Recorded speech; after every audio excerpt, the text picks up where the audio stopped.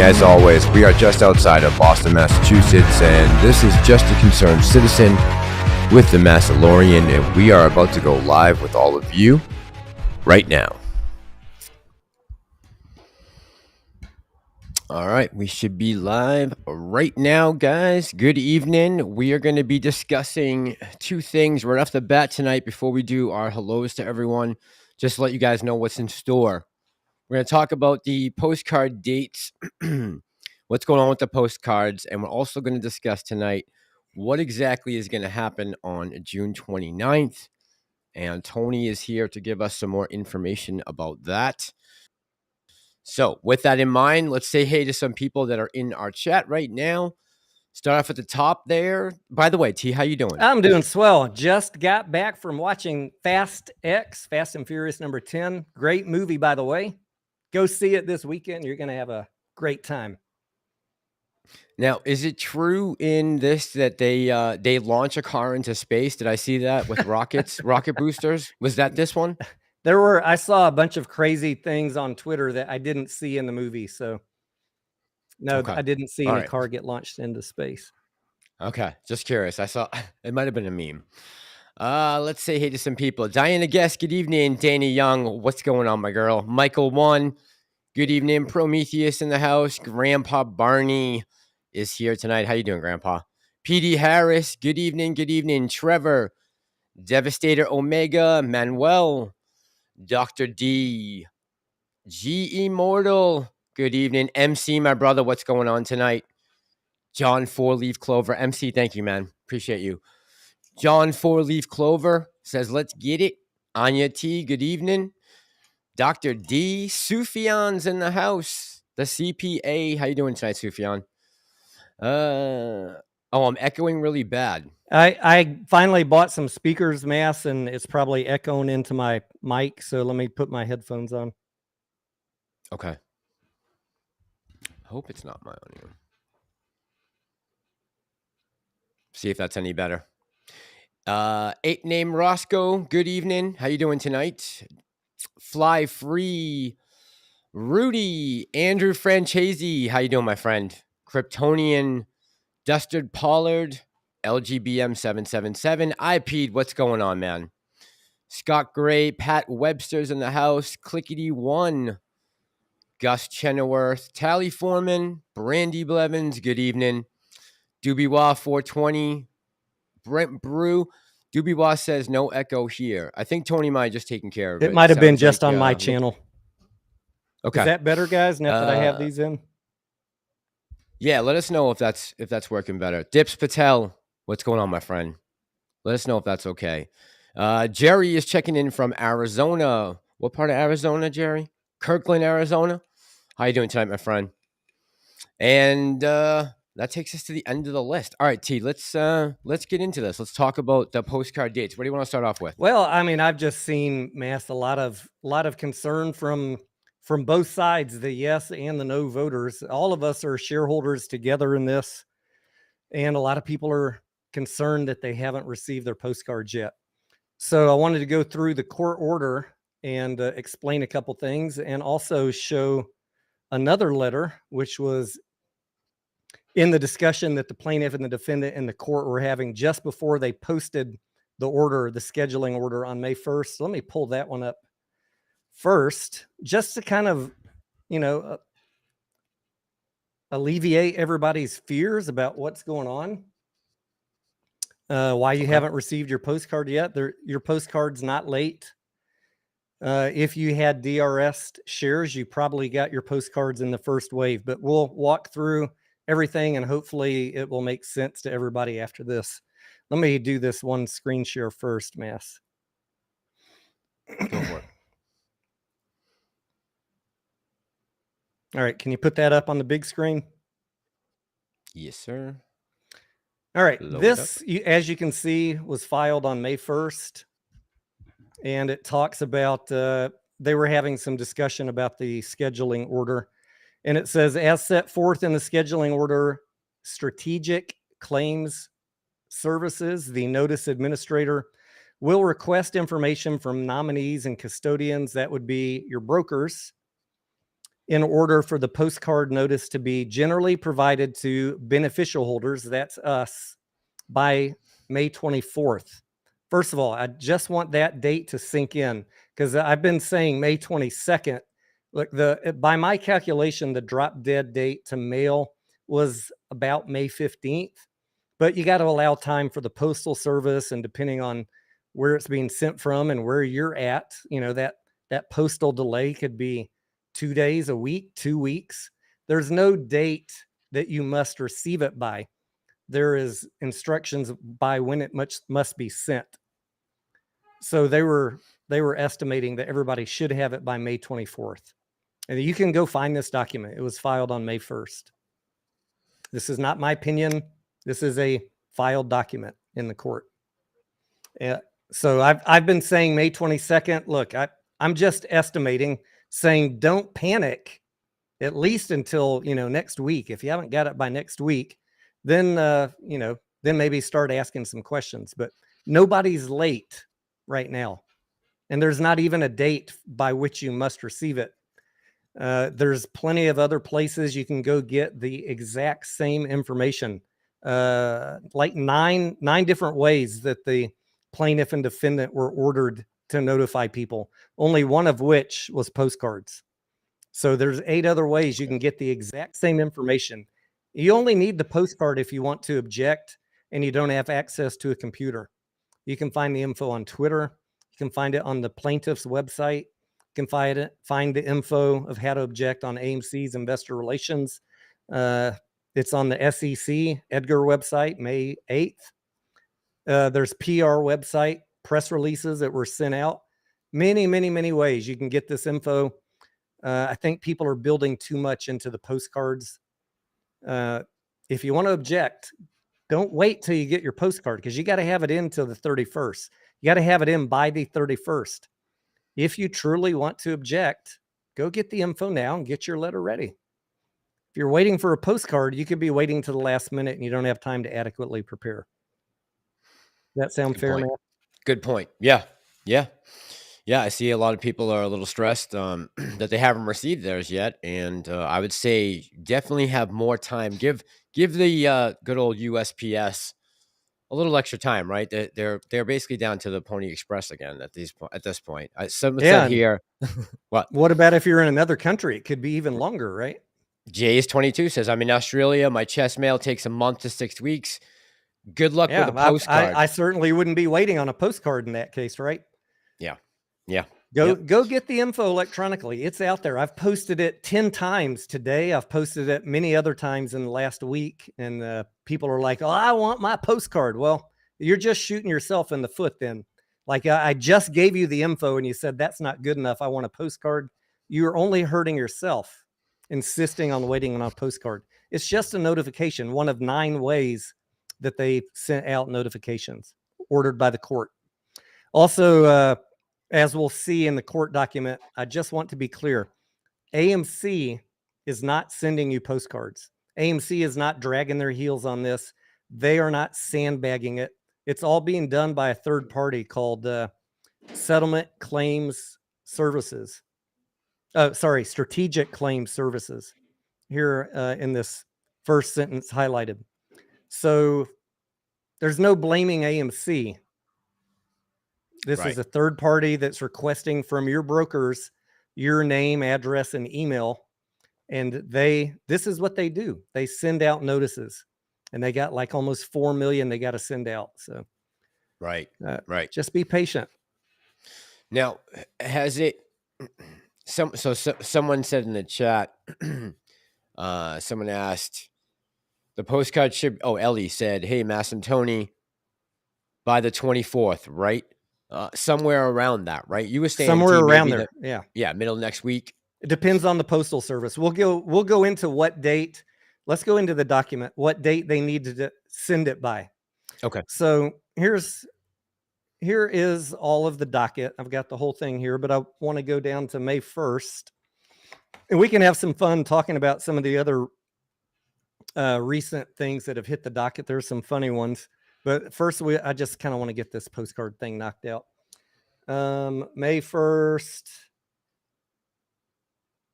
Letter to the Honorable Judge Morgan T. Zern from Counsel for Plaintiffs and Defendants regarding the revised scheduling order.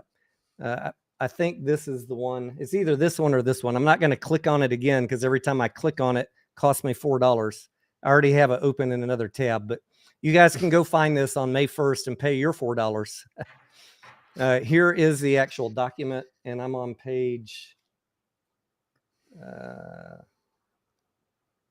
what happened to all my highlights? All my highlights disappeared. This is the document. You can see here, filed May 1st, right at the top. Do I need to make it bigger? If you can just increase it maybe like to 125 or 130. There you go. That looks better. May 1st. This is when it was filed.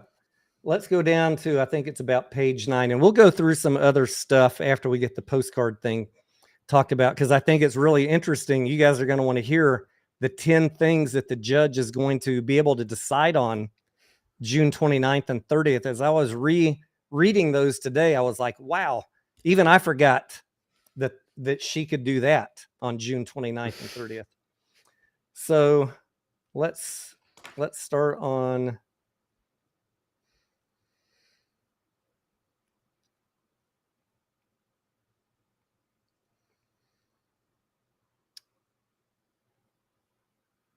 You lost all your highlights? Yeah, I lost all my highlights.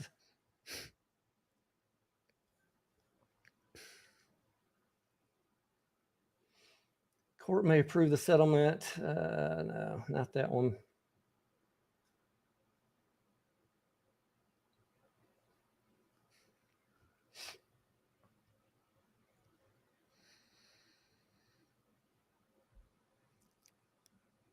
All right.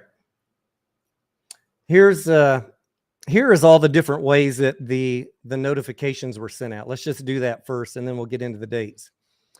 Filing with the SEC, an 8K. That was done by AMC on May 8th.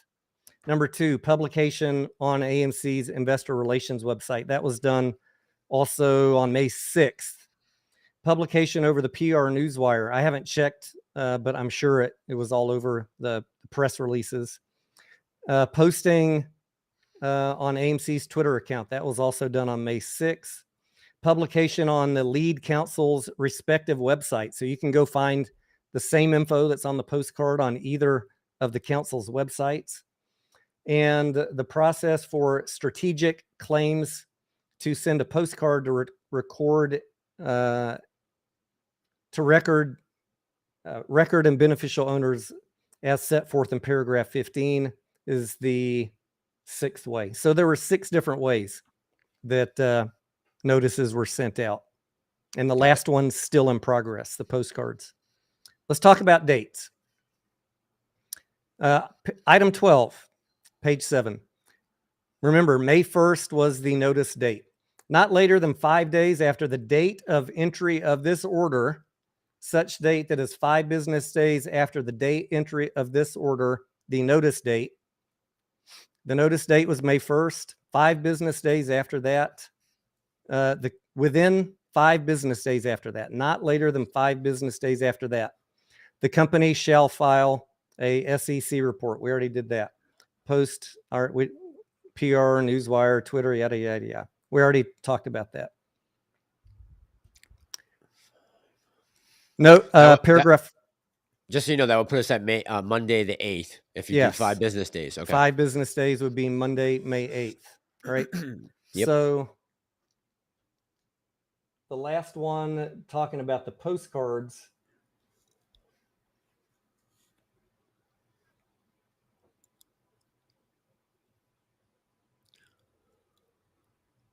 Okay, here, paragraph 14. No later than the notice date, May 1st, the notice administrator, that is Strategic Claims Company, no later than the notice date, the notice administrator shall mail a postcard to all record holders of AMC common stock and request that within 5 business days of such request, May 8th, any record holders of common stock who are nominees or custodians for beneficial holders. What does that mean? When you are registered at DRS, guys, you're either in your name or, for the vast majority of us, the shares are in a broker's name. and the rest of us are beneficial holders. So for those who are beneficial holders, for those brokers, within 5 days of May 1st, 5 business days, they must provide either a physical address or email for all beneficial owners, us, to which the postcard notice can be sent. Okay? Does that make sense so far, Mass? Yes. I'm following So you. on May 1st, they had to notify everybody. And that's why DRS people got, their postcards got sent out right away. And then the brokers got notified. They had 5 days, business days, to send all of our list of names and addresses back to Strategic Services by May 8th. Then, within 5 days of receiving those physical address or emails, the notice administrator will mail a postcard. Mass, can you calculate 5 business days from May 8th? Sure. Would be 8th, would put us at 1, 2, 3, 4. Would be Monday the 15th. Right. So that's what I've been saying is Monday, May 15th, as far as I can calculate from reading plain English here, it was the deadline for postcards to be postmarked. Okay. It doesn't say by Monday, May 15th. It says within 5 business days of receiving the addresses. So what if they got it late, right? What if they got it on May 9th? What if they got it from May 10th because the broker was late? It just says after they have your address, they have 5 days to get your postcard out. Correct. So let's just say roughly around May 15th. The notice administrator will also send copies of postcards to any of you who request from them within 5 business days. That you can look up Strategic Claims Service. They have an easily Google website with an email and a phone number, and you can call them and request it if you want to do that too. But I'm not suggesting you do that. If you want to, that option's available to you. I think that most everybody will have their postcards next week. It goes on to say that AMC is going to have to reimburse this third party 3 cents per name or email for every postcard that was sent. Whether it was an email or a postcard, AMC is going to have to pay the out-of-pocket expenses plus the postage. And then the defendants or Strategic Claims Service will file with the court proof of compliance with all of these notice requirements, all 6 things that we talked about, including the postcards, no later than June 22nd. So there will be some closed loop to make sure that everybody did what they were supposed to. Does that guarantee you're going to get your postcard? No, but they're going to file a report saying how many they sent, I would imagine. That's how I read it. Yeah, that's what it sounds like. Yep. Agreed. All right. So that is it about the dates. Hopefully that makes sense. I'll take any questions for a minute, and then we can talk about what the judge is going to decide on June 29th and 30th. Gus says, do we need the postcard? You don't need the postcard. The postcard is one of many ways that people are trying to notify you that there's an upcoming settlement hearing on June 29th and 30th. If you're on Twitter or listening to this channel, you already know that. It doesn't entitle you to any special privileges. You're going to get the payout, the settlement, either way, whether you got your postcard or not, as long as you're a legit holder of shares. And I say, what do I mean by legit? I mean, there are some people I've talked to in Europe that have contract for difference accounts. They're not holding real shares. They're holding derivatives. So you need to ask your broker, do I have a real share? Am I going to get this settlement? That's a question to ask your broker.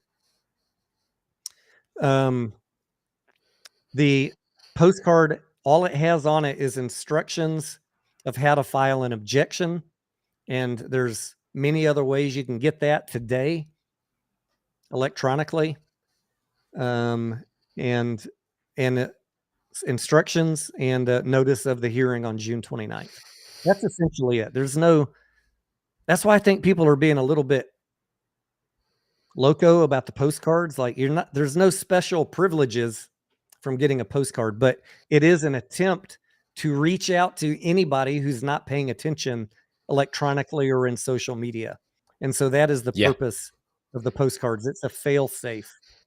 And hopefully everybody gets them. Look, if you haven't got them by end of next week, I would like to know about it. If you do start getting them the next week, drop me a note too. Especially if you're in the US. For overseas, I would say maybe you would need a little more time. But for those of you inside the continental United States, definitely by middle of next week, you should have something. Billy87 says, "Hey, Mass and Tony, does the letter of objection have to be received by the court by 5/31 or just get it postmarked by that day? Thanks, guys."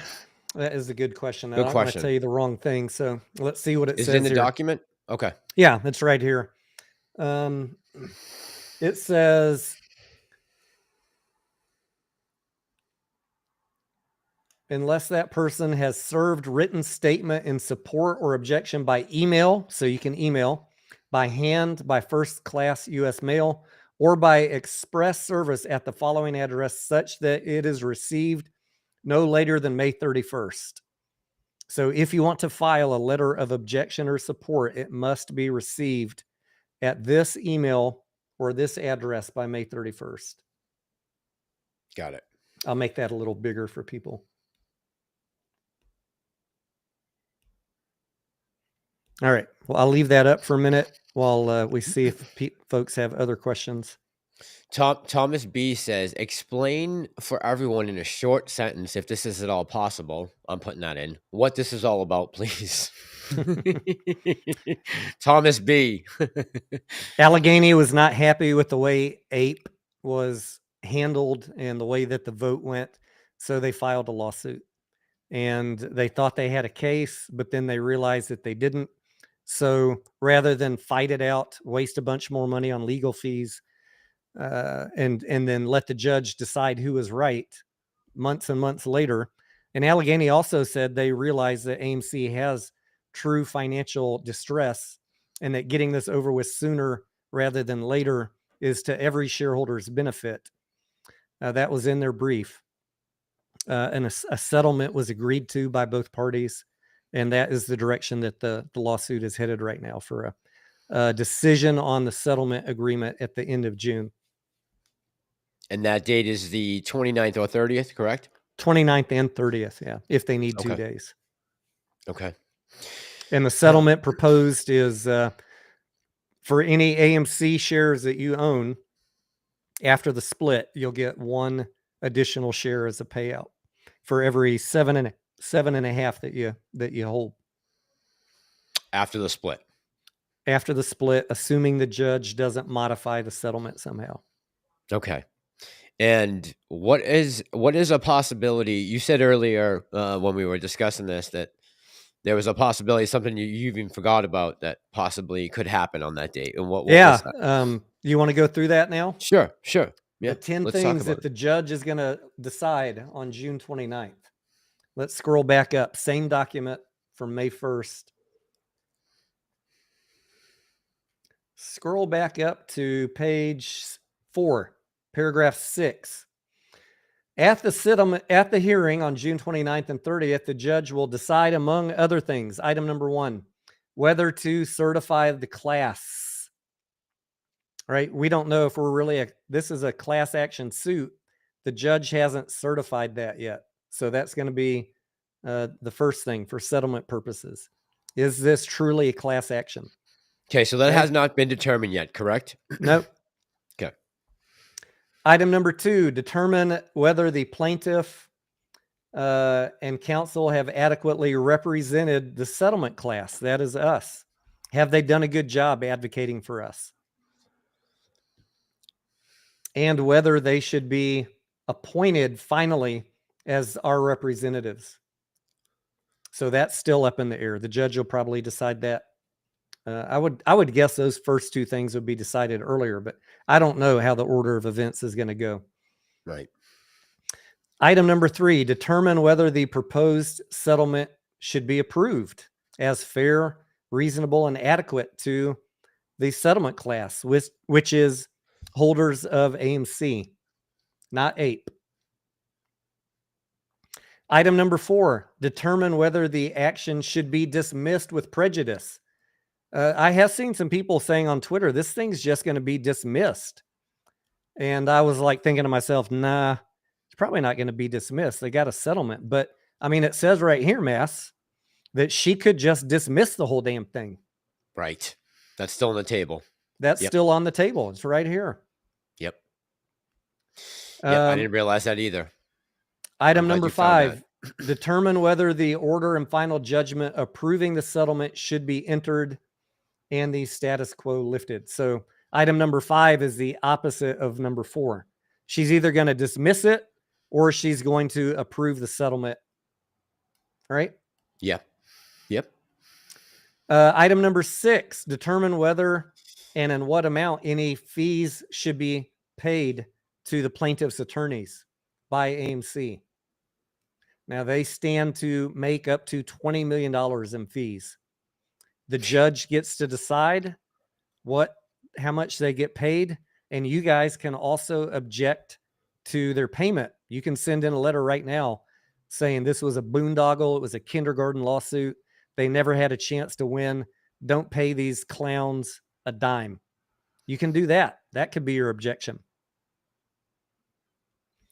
Item number 7, determine whether and in what amount any incentive awards should be paid to class counsel. Now, there are several plaintiffs in this case, Mr. Franchi, Mr. Munoz, I think, and Allegheny. They also are getting an extra bonus payment of $5,000 for their time and trouble of bringing this case and having to be attacked on social media. So the judge is, I mean, that's how it was written. The judge is going to determine whether they should get that and in what amount. But they proposed $5,000. Okay. Number 8, hear and rule on any objections, your objections to the settlement or to the plaintiff's attorney fees, including the $5,000 bonus payment. And item number 9, consider any other matters that may be properly brought to the court. So those are the 9 things. Any of those jump out at you, Mass? Anybody got questions? So Anya brought up a good point, and I think this is probably on a lot of people's minds that aren't up to date with all the info. She says, I think you only need to send in a response if you're objecting to something. Don't quote me. Correct. You only have to send this in if you have an objection. If you do not, I know there's been some speculation that maybe these postcards would bring about a share county. I don't know. We kind of discussed that a little bit? Well, I mean, I think that's why people are so harping on the postcard thing so much. But I mean, there's been motions. Look, there was a motion just 2 days ago. I posted it in my Discord that Al or somebody was, maybe someone else was requesting a recount on the vote. Remember that vote we did back in March? Yes. And the special master said the same thing that I've been saying. Look, the vote was independently done, and the vote results have been posted on an 8K to the SEC website. We're not going to discuss the vote anymore. That's basically what Special Master Amato said. And as far as a share count, you're going to get the same response. AMC publishes the share count on a frequent basis. It's like 516, 519 million shares. That is the share count for all legal intents and purposes. Right. I know you guys are wanting a full accounting of the DTCC. That's not germane in this case. That was also addressed in one of Special Master Amato's letters this week. People are trying to bring stuff in this case that is not pertinent to what Allegheny is suing on. And she's time after time recommending to the judge to dismiss all of these frivolous claims. I haven't been reporting on it other than in my Discord because I'm waiting for the judge's official motion. When she does, then I'll talk about it. But you're not going to get a share count other than what AMC officially publishes. That is the share count. Now, if you want one from DTCC, I get it. But like I've been talking about on live streams, a famous attorney whose name you might know I don't want to say his name, but you can probably guess it, already sued the DTCC for naked shorts, FTDs, share lending, back in 2008. He doesn't like to talk about it. No one likes to talk about it, but I will. And that case was dismissed with prejudice. So, and the judge said the DTCC is operating within the bounds and the rules given to them by the SEC, dismissed. So I'm going to maintain any attorney trying to tell you that they're going to go solve that naked shorting dilemma is probably a CEO hiring him to blow smoke up your ass. It was decided back in 2008. Precedent has been set. And you know what that means? Like as soon as someone files a new case, the first thing they do is go back and look. Has any other court already ruled on this? Oh, well, we already have a ruling. Case dismissed. And that's why Adam Aaron is not talking about share count or suing the DTCC. It was settled back in 2008. Is that unfortunate for us? Yes. Have you been lied to by many, many CEOs of penny stock companies that want to have you pump up their companies so their convertible note lenders can get out on your back? Absolutely. You guys are getting railroaded by these CEOs and the pumpers on Twitter and YouTube. Brent says, if it's not for a share count, it is for the RS. Now, I'll just say, Brent, when you say everyone, we got a 88% vote on positive for RS, correct, T? There was two different numbers? Remind me. Of all the votes, Mass, including AMC and APE. Okay. I mean, I can pull up the SEC filing if you want, but it was not 80% of all AMC shareholders. We barely had 30% of AMC shareholders bother to even vote. Right. Okay. That's right. And Christian Princess says, is the postcard about objecting to the conversion and RS? No, this is for the settlement, correct, T? This is not for the vote. Right. Christian Princess. Dubiwa says, waste of time and money. Everyone's entitled to their opinion here. I think it was. I mean, they had no chance of winning, as I've said from day one. And after a few weeks, they're like, yeah, we don't have a chance of winning. Let's go ahead and settle out, get our money in. And here's a little bone for you guys, 1 share for every 7.5. Yeah. And I think, when we went to, and Steve talked to Adam Aaron, that was one thing he was talking about was the amount of shares that we're going to get. That was the first thing he knew before Mediocre even asked him, that he was talking about the number of shares. And, some people are concerned about that. The thing to me that stands out on this is that she is, because of what you just read, they're still allowing this possibly to be dismissed, right? Which is interesting because you would think as we've gotten this far into it that would be off the table, but it's not. She could still say, she hasn't really, I don't know what work, if any, she's done looking into the legal background of this. She's on other cases right now. Right. She's going to review all the information presented to her on June 29th and 30th, and then go off in her cabin in the woods for a few weeks and then come back with, maybe a few days, maybe a few weeks, maybe a few months, right? They can take up to 90 days to issue a written opinion. She's going to hear all the information. She's going to go off to her cabin in the woods, as I like to call it. I just imagine that in my mind. And then she's going to come back with a written opinion, which could be dismissal, could be approval, could be modification. I thought Allegheny County was in the woods. I don't know. Dave says, will you get multiple? This is a good question. Will you get multiple postcards for different brokers or just one? I've got one. And Dave, I believe the answer to that is you will just get one. But T, yep. Do you know for sure? I don't know, guys. I mean, I would hope that a third party service like Strategic Claims would have some database that could notify if we have multiple entries for the same party, because many of us have shares in multiple brokers, and it would be wasteful to send multiple postcards. Multiple postcards. I don't know how good their database is, but if I was creating a database, I'd have it flag and not send multiple postcards to the same address for the same name. I don't know. I don't know the answer though.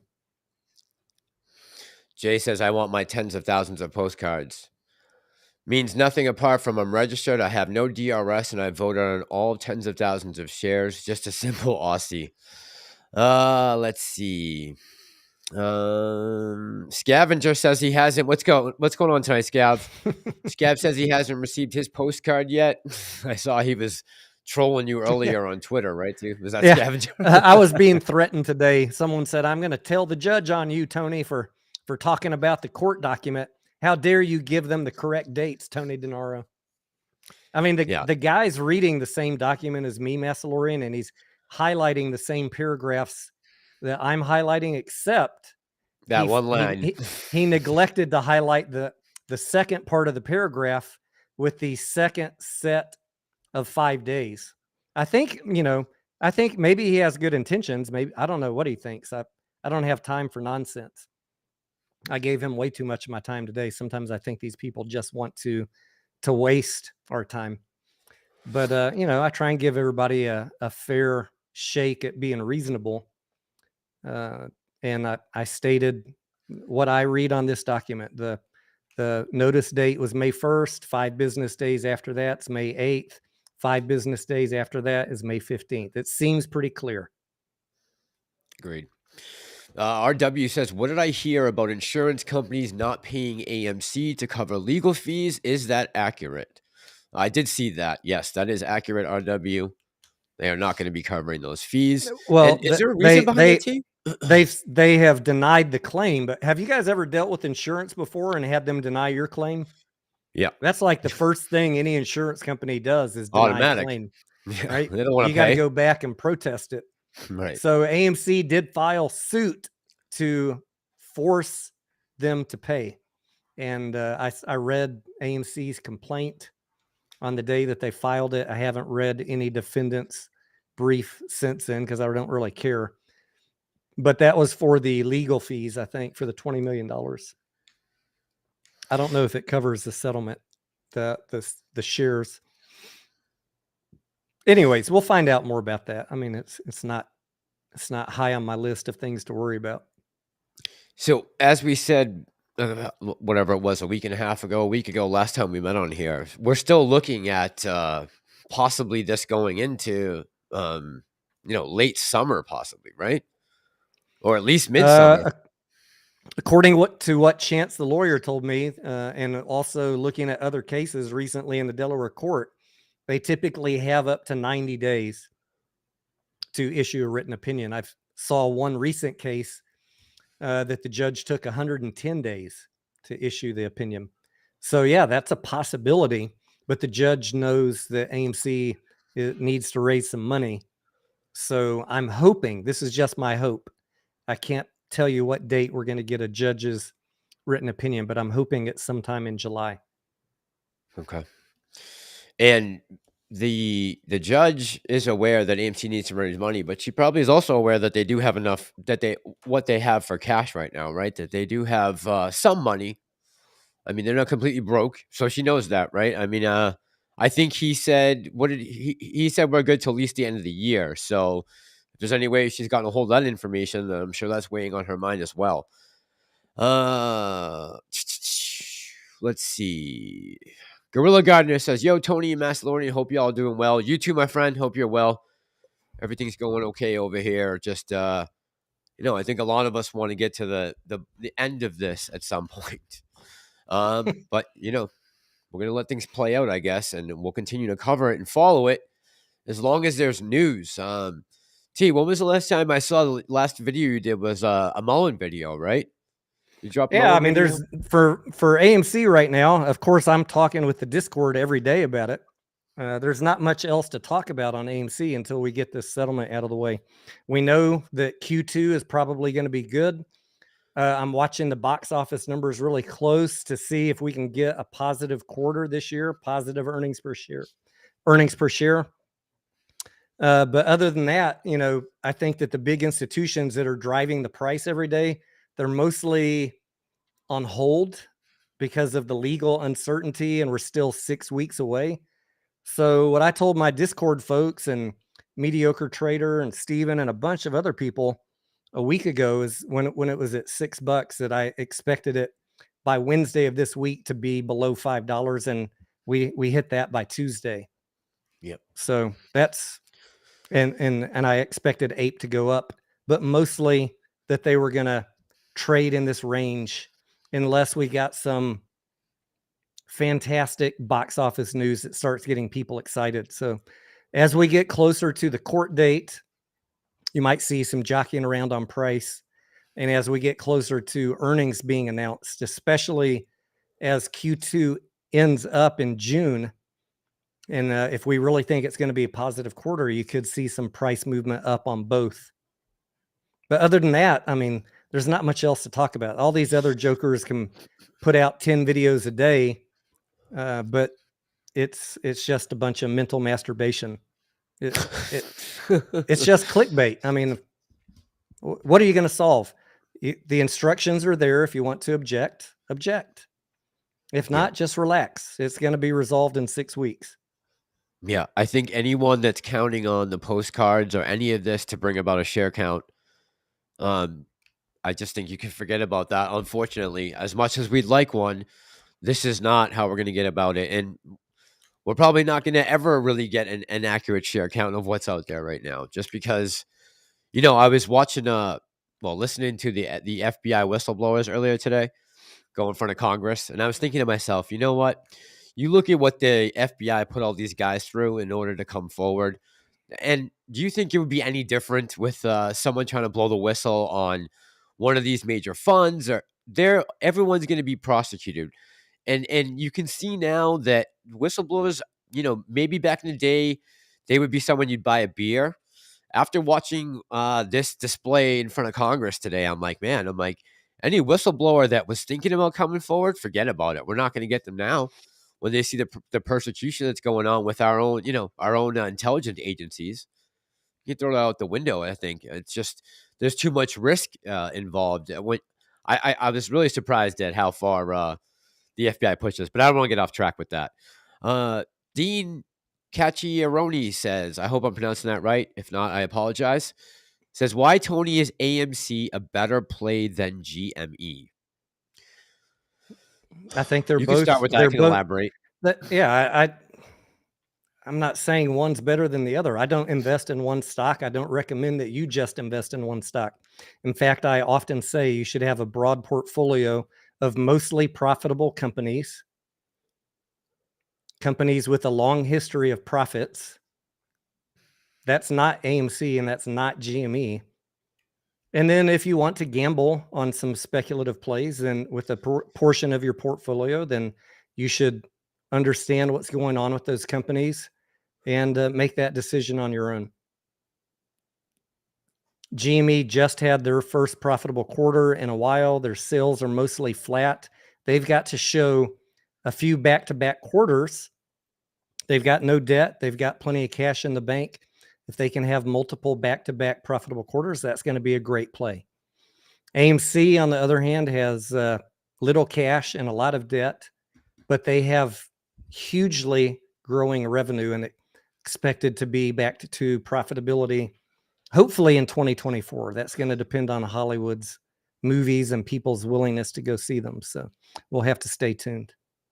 Yeah. And speaking of which, I was just looking at an article earlier that, we talked a lot in the last couple of months about some of the failures from the box office, especially from the Disney side with some of the Marvel films. And, Guardians of the Galaxy finally it got legs for a Marvel movie, which is really exciting.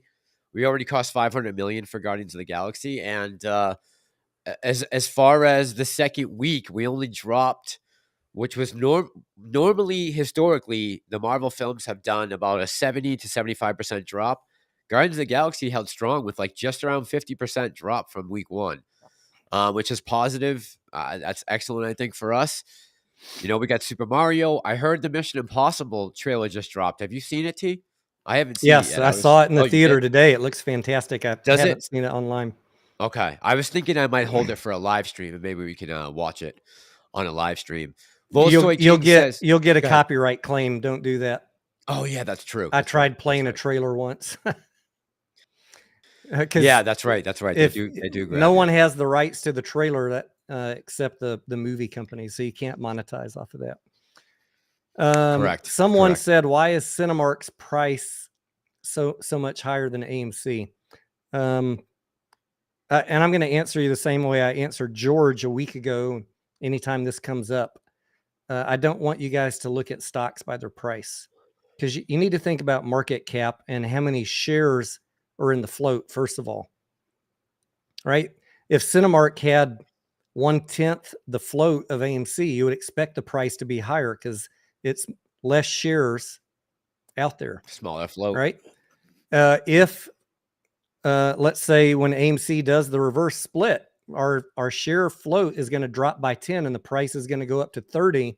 Does that mean all of a sudden, in your eyes, AMC is better than Cinemark? Did anything change? Nothing changed. Same market caps.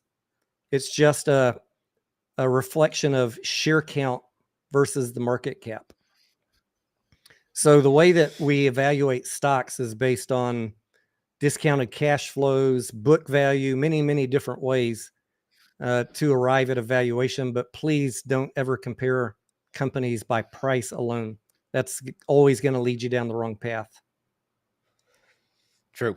And always take into account too, on the flip side of that coin is retailers' enthusiasm, right? So as much as you may look at Cinemark and say, oh, it's terrible that, their stock is worth more.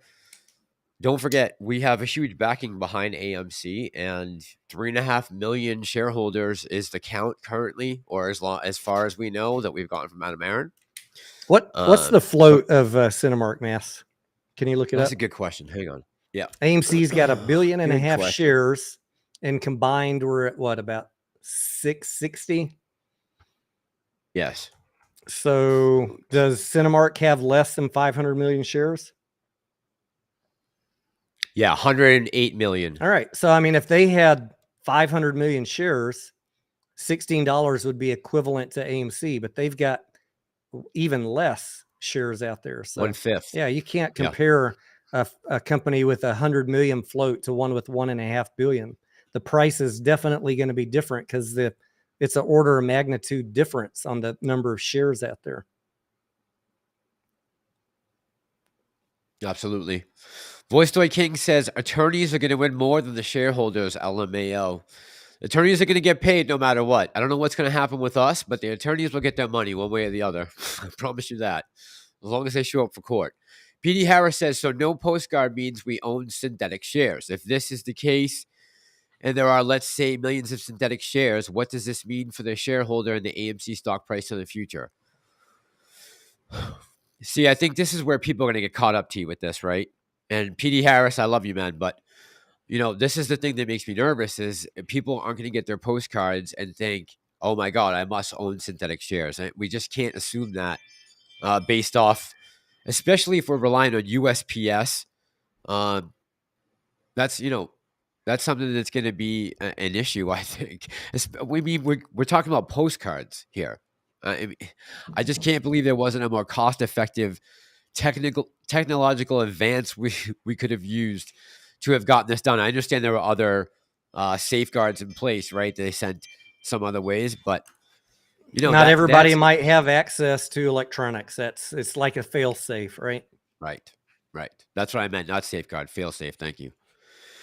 Christian Princess says, love how everyone else makes money except retail. Right on, Christian Princess. Yep. Lorne, good evening. How you doing tonight?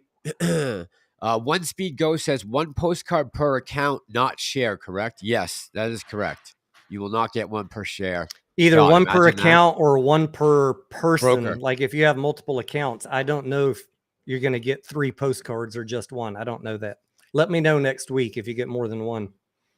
I've never had to track. I've been in a lot of settlements. I've never tracked it to this level of detail. I've never gotten Seriously. multiple postcards, but I don't typically hold the same stock in multiple accounts either. Like there's a lot of different things here from the normal way I've invested over the last 30 years. Right. And this play continues to evolve. And that's, I think, what it's so telling on as far as why we are where we are right now. Again, this is a few people who filed this suit, and there are other people who are jumping on board. And I have no issues with anyone doing what they're doing right now. If you are against this and you want to send a postcard in, by all means, go ahead. Yeah, same here. You know, I've posted the instructions on how to protest like at least 10 times today, maybe maybe 5, but many times. Like I don't care what you do. I just want to make sure you have the correct information and that you're not in angst over the date because of some emotional clickbaiter telling you that you should have already had it by now. now, T, let me just follow up real quick on something I asked earlier, or maybe I didn't ask. But what is the objection that was? I know the gentleman that lives near me sent in something, and it just got sent back as an objection. What was that final determination for? Do you know exactly? Sent in a bunch, Mass. He he asked for access to all the discovery documents. Right. Okay. And That's what it was. he asked for Citibank to be brought into the case. He asked to depose a bunch of people. What else did he ask? He asked for a bunch of stuff, pretty much all of which the special master has said, Judge, I'm recommending no on all of these. First of all, because he hasn't even properly filed to become an intervener in the case. Second of all, because Which is an issue. Yeah, I mean, you'd think you'd file a proper intervention and provide your proof of ownership, but every letter started off with saying he's not even an intervener yet. So that's one thing. But secondly, for each of the things that he's asked, they have said this is not germane to this case. And the one thing that they're still kind of debating on is, should these people that are asking for all the discovery be provided the discovery? And that's still kind of an open issue.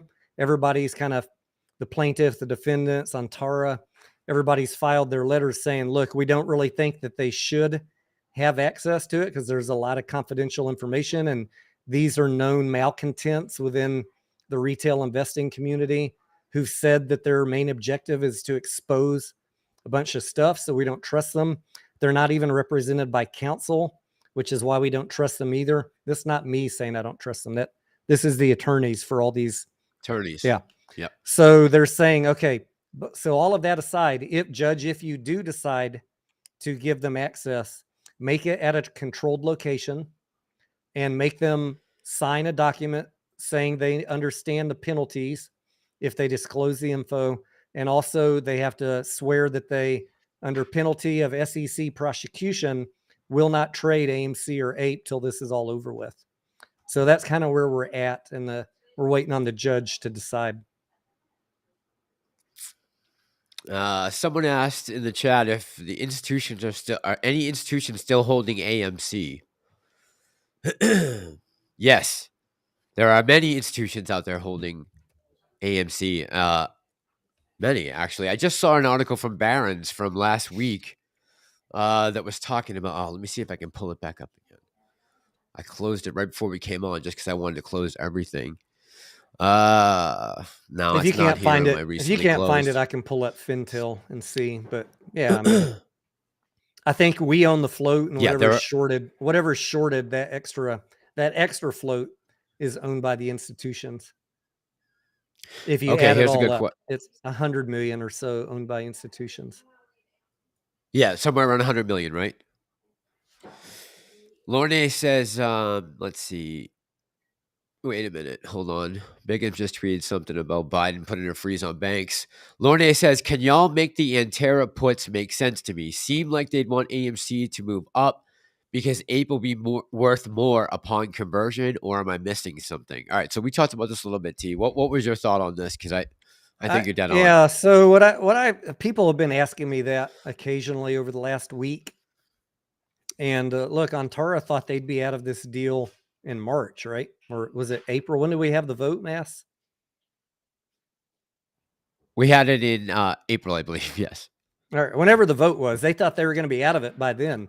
Now they're having to finagle holding 250 million shares till the end of June. So they've been selling some shares since February. They've been selling. They're down to 151 million shares, I think, by the last count. But that's still a substantial amount of money on the line. And Antara is a trading firm. They're going to A, try and make money, and B, try and hedge what they're holding, whatever way they think they can make it. So I'm not trying to decode Antara's moves other than thinking they're trying to figure out what's going to happen and make the most money they can off of this play. The main thing that I'm worried about is I want to know when they're dumping all their ape, because that's going to affect the price of ape. Everything else is just noise to me. Decoding all their swaps and puts and calls. I'm not wasting a bunch of my time trying to decode all that. As far as I'm concerned, they're trying to make money or they're trying to hedge. That's what I've been telling people. Yeah, and we got now this timeline keeps getting extended out and out further and further. So they're going to continue to make moves just like all of us should be doing. Not necessarily with AMC, but you should be looking at your portfolio in general and reacting to what the market is doing if so necessary. I think everyone should be doing that just as they are. Can I address Philip's question real quick? Philip is asking about box office. So we were, I was saying that we need about 2.8 billion in domestic box office to see a profitable quarter in Q2. We've got about 6 weeks left, right? How many weekends, Mass, between now and June 30th? Did he leave? I can pull up my calendar. 1, 2, 3, 4, 5, 6. 6 weekends left. So we're about halfway through the quarter. Will we get to 2.8 billion? I don't know. I had given what I thought would be like a top side estimate of 3.3 billion. All the big movies, the really big ones, are coming in June. So we'll see. We got Little Mermaid, Mission Impossible, Transformers, Fast X. There's a few other ones. We'll have to see. Right now we're at 1.26 billion.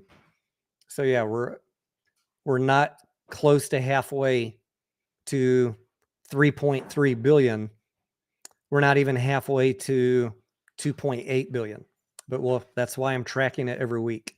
I'll do an update at the end of June. At the end of May, I'll do an update on where we're at with box office.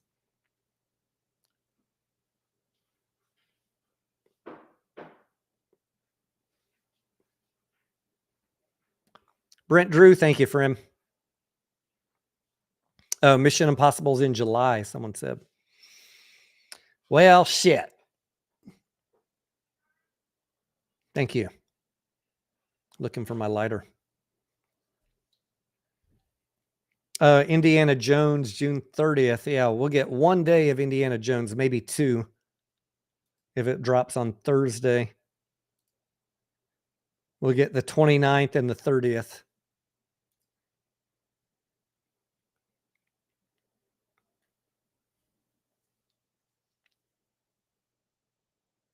Mass said he'd be right back. Brent, did you have a question? Oh, you're just saying appreciate the DD. Thank you, Brent. I appreciate you.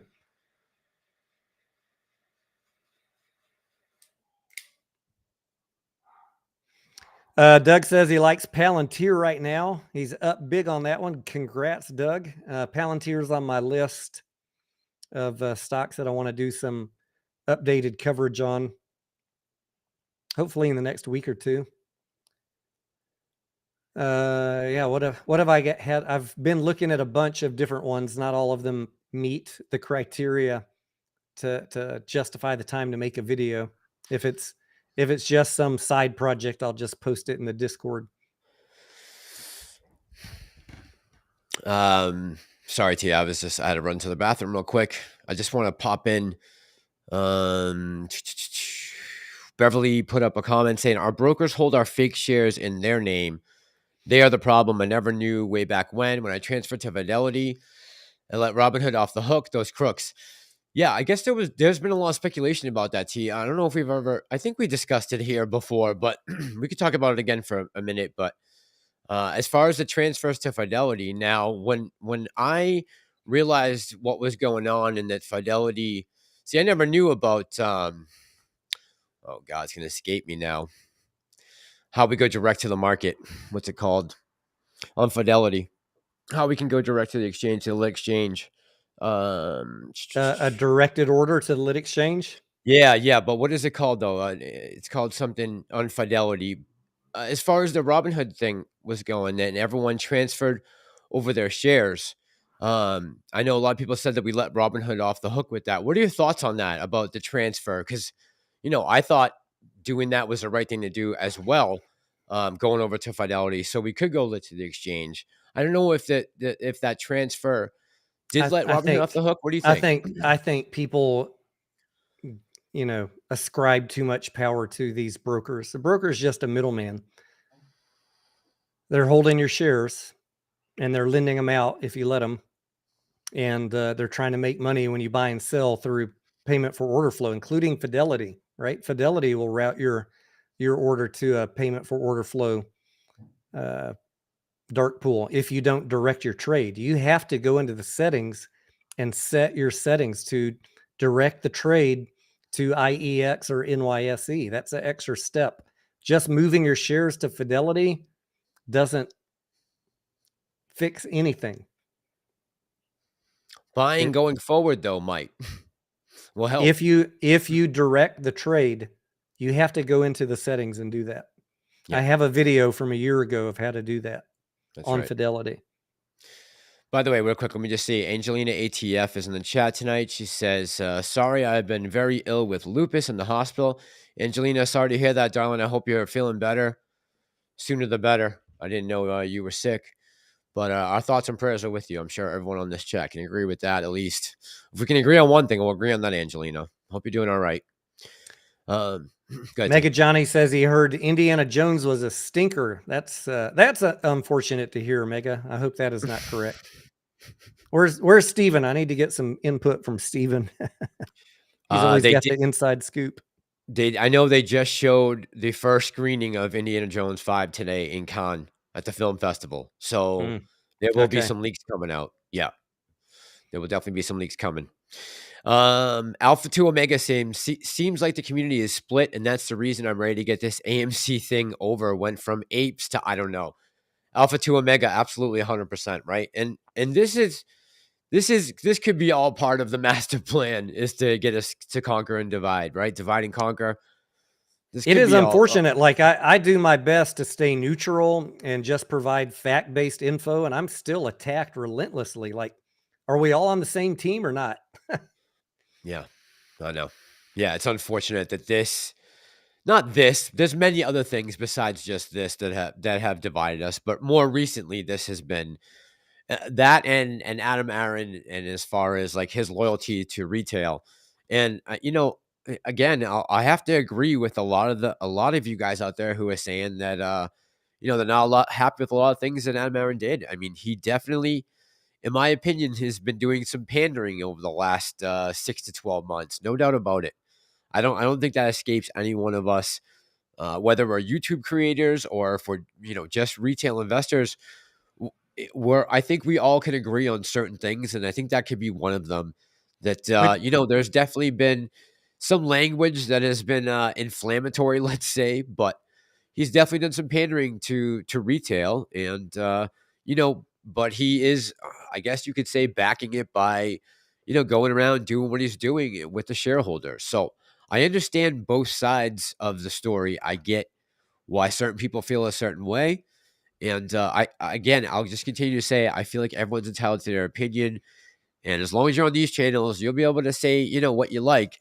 But, just try not to get down on your fellow apes, because we are still apes. Everyone that's holding right now, is, as far as I can tell, are still apes. If you're still holding your shares, no matter how you feel about Adam Aaron or about the lawsuit or anything, if you've held this long, you're an ape.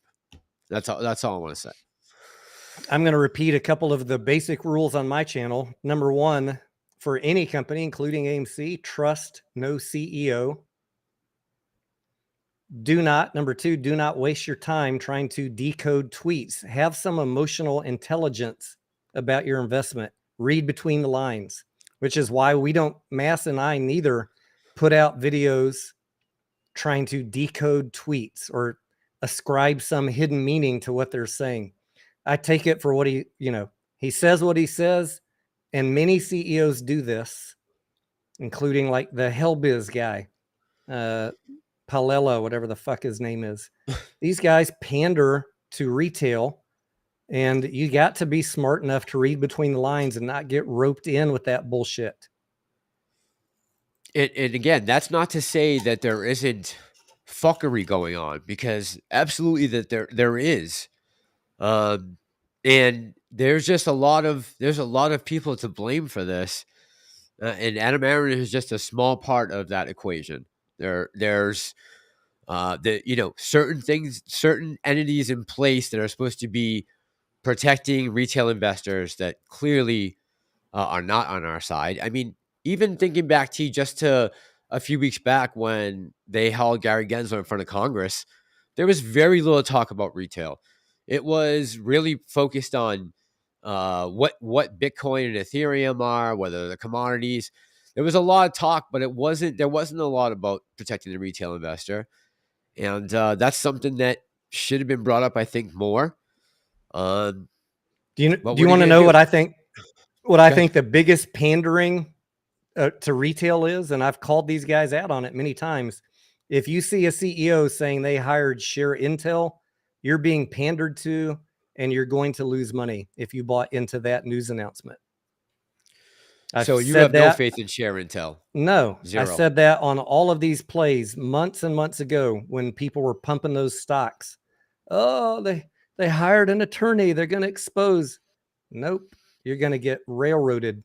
And sure enough, all of them they ran up on that FOMO. They all came back down, and some of them are below where they started.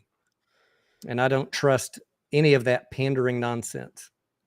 I'm glad for one that Adam Aaron didn't fall into that trap. I would have called his ass out on it too. Yeah. I know you were talking right before I went to the bathroom. You said you were talking about the box office for Q2. Did you say you had an estimate of about 2.5 billion, or where that number come from? I'm just curious. On my spreadsheet model, we need about 2.8 billion to get a positive EPS. Okay. And if we're going to truly get 9 to 10 billion in this year, we need to support that. We need to get about 3.3 billion in Q2, because Q1 was not that high, right? No. So we're going to need 3.3 billion in Q2. And, we're only at 1.26 right now. That's a big number to close in 6 weeks. $2 billion more domestic box office. Yep. So we'll see. They need to get a haul. Anya says, wow, I got blocked. She's not blocked. I don't know how that... She's not blocked. She's a mod on my channel. Yeah, I was going to say, she's got the little YouTube thing there, right? She's... let's see here. Gorilla Gardener says, please, more Mullen videos, T. Doug says, are you in PLTR? Yes, Doug, I'm still in PLTR. I'm still holding it. I think if you believe in the Great Reset, PLTR is a decent stock to hang on to. I think they'll do very well in the future. If you put any faith in that. If you don't, PLTR could be a flop. But if you have any faith in what they're trying to do, or in my opinion, what the World Economic Forum is all about, PLTR is goodbye. Let's see. Robert says, what about popcorn? Good point. By the way, did you see my tweet the other day, T? No. The popcorn? What'd you I say? put a tweet up on Twitter. Oh, you There was, finally found so I some, went right? to Yeah, I I did. did I see found that. some. I I got it did see behind that. me. Yes. Yeah. I found some, and then I found at a different Walmart up in Mass that it was on sale for $280, and I'm like, how is it on sale already? Was that Wasn't it legit? $3.99 Was it supposed to? really on sale? I swear to God, I went to the register and paid for it. I should have kept a receipt, but yeah, there was a. You saw that I took a Yeah, picture of I saw the whole that, and that display. day I went on the website in my local area, and it's still $397. So $3.97. Okay. I don't know how to Yeah, I don't know. explain That that. was really weird. Yeah, yeah, that was really weird. Okay, I just want to see if anyone else ran into that. So no one else has seen that price. All right, that's good. I wanted to make sure because that's a lot of money coming off the top if it's already on sale. But to answer the question that someone asked about popcorn, we're estimating that the profit margin for a retail box of popcorn is about $1 per box. So what we don't know is what is the volume of units that they're selling. So in my model, I have a separate tab where you give me a number of units, I can estimate the impact to earnings per share. But I don't know that answer until we get more details from AMC. So I'm just not counting it right now. It's going to be in addition to what I already have in my current model. But how much of an impact it is, I don't know yet. By the way, did we ever get a rollout number of an estimate of how many units were being produced in this first wave here that went out to the? No, Right? If we Okay. did, I could estimate the impact to earnings per share. Right. Right. Got it. Okay, let's see here. Philip, how you doing tonight? Got Philip in the chat. Funny 676 says, if there are synthetic shares, say double or triple or what have you, how would AMC be okay with awarding 1 per 7 if they have to pay that on any more than the official share count? It's a good point, Funny. Yep, good point. Why would they want to do that? That would be devastating. I think it's going to work like a dividend mass. So if someone shorted the stock and sold it to someone else, then the short borrowed the stock, right? Ultimately, the person they borrowed it from needs to receive that dividend payment. That I'm calling it a dividend for explanation purposes, that settlement payment. But let's say you bought a borrowed share that is shorted and sold it to you. You're going to receive that payment, but the lender ultimately is owed that payment. So the short is going to have to make it up. That's how I'm seeing it play out. That makes sense. Makes sense. By the way, if someone's whatever's getting deleted here, just so you know, that's not coming from me or Tony. So if there's any censorship on, I would hope not, especially if it's guys. Let's see. I have a bot that deletes some things if it's bad words or okay. all emojis. Anya, this is two live streams in a row now that we have a good sound system. So it figures this would happen, and at this time, unbelievable. Philip is asking, can we get $2 billion of additional revenue by the end of June? Let's see. I've got can you put the screen share back on, Mass? Gotcha. Yeah. Let's see what else is coming up. We got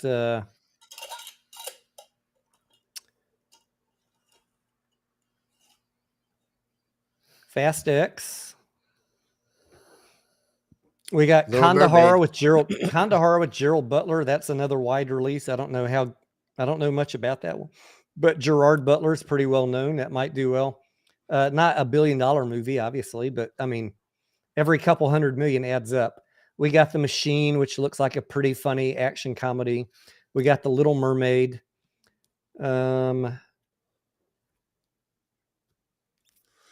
I don't know anything about that's limited release. Let's not talk about that. And we got Spider-Man. Did you know this Spider-Man Across the Spider-Verse is a cartoon? Yes, it's based off the Miles Morales Spider-Man. Yes. Do you think that one's going to do good? I didn't even know it was a cartoon until today. That's a good question, Tony. I don't know. putting Marvel into comic form on the big screen is an interesting concept. We're going to see how it plays out, right? We got Indiana Jones June 4th. Hopefully that one does well. Your wife's movie, June 9th. Your wife's movie. Scarlet. That's a limited release. We got Transformers on June 9th. I'm looking for wide releases. Yep. We got The Flash on June 16th.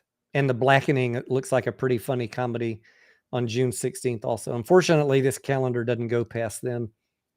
I mean, there's a fair amount. I don't know if we can get 3.3 billion. Seems like a stretch to me based on these titles, but we'll see. Yeah, we should come somewhat close. A lot of people are counting big on Fast X, Transformers, and Little Mermaid, I think. Does that sound fair, Mass? Yeah, and I think that there's a lot of buzz about Spider-Man. I know not everyone's down with it because it's a different character. It's not Peter Parker per se. But you never know how these are going to appeal to the wider audience. I think counting it out or as not being a good movie is a little presumptuous, right? Pan the Trader is in the chat. Jeffrey Roach is in the chat. Mike's in the chat. Tiger Diesel, got a bunch of people I gotta say hey to here. Let's see. IP is in the chat. Doug, Dustin, Jamie, Brent Drew, just thank you very much. Robert's got a good question. Go. He said, do you guys still believe we need a reverse split? I don't really care about the reverse split, Robert, but I've raised my concerns based on the financial statements and AMC's working capital at a negative $1 billion that they need to raise some cash and fix the balance sheet. So I expect that there will be dilution as soon as this conversion is done. What date that happens, I don't know. Hopefully after a run up into Q2 earnings, but I don't know the timeline.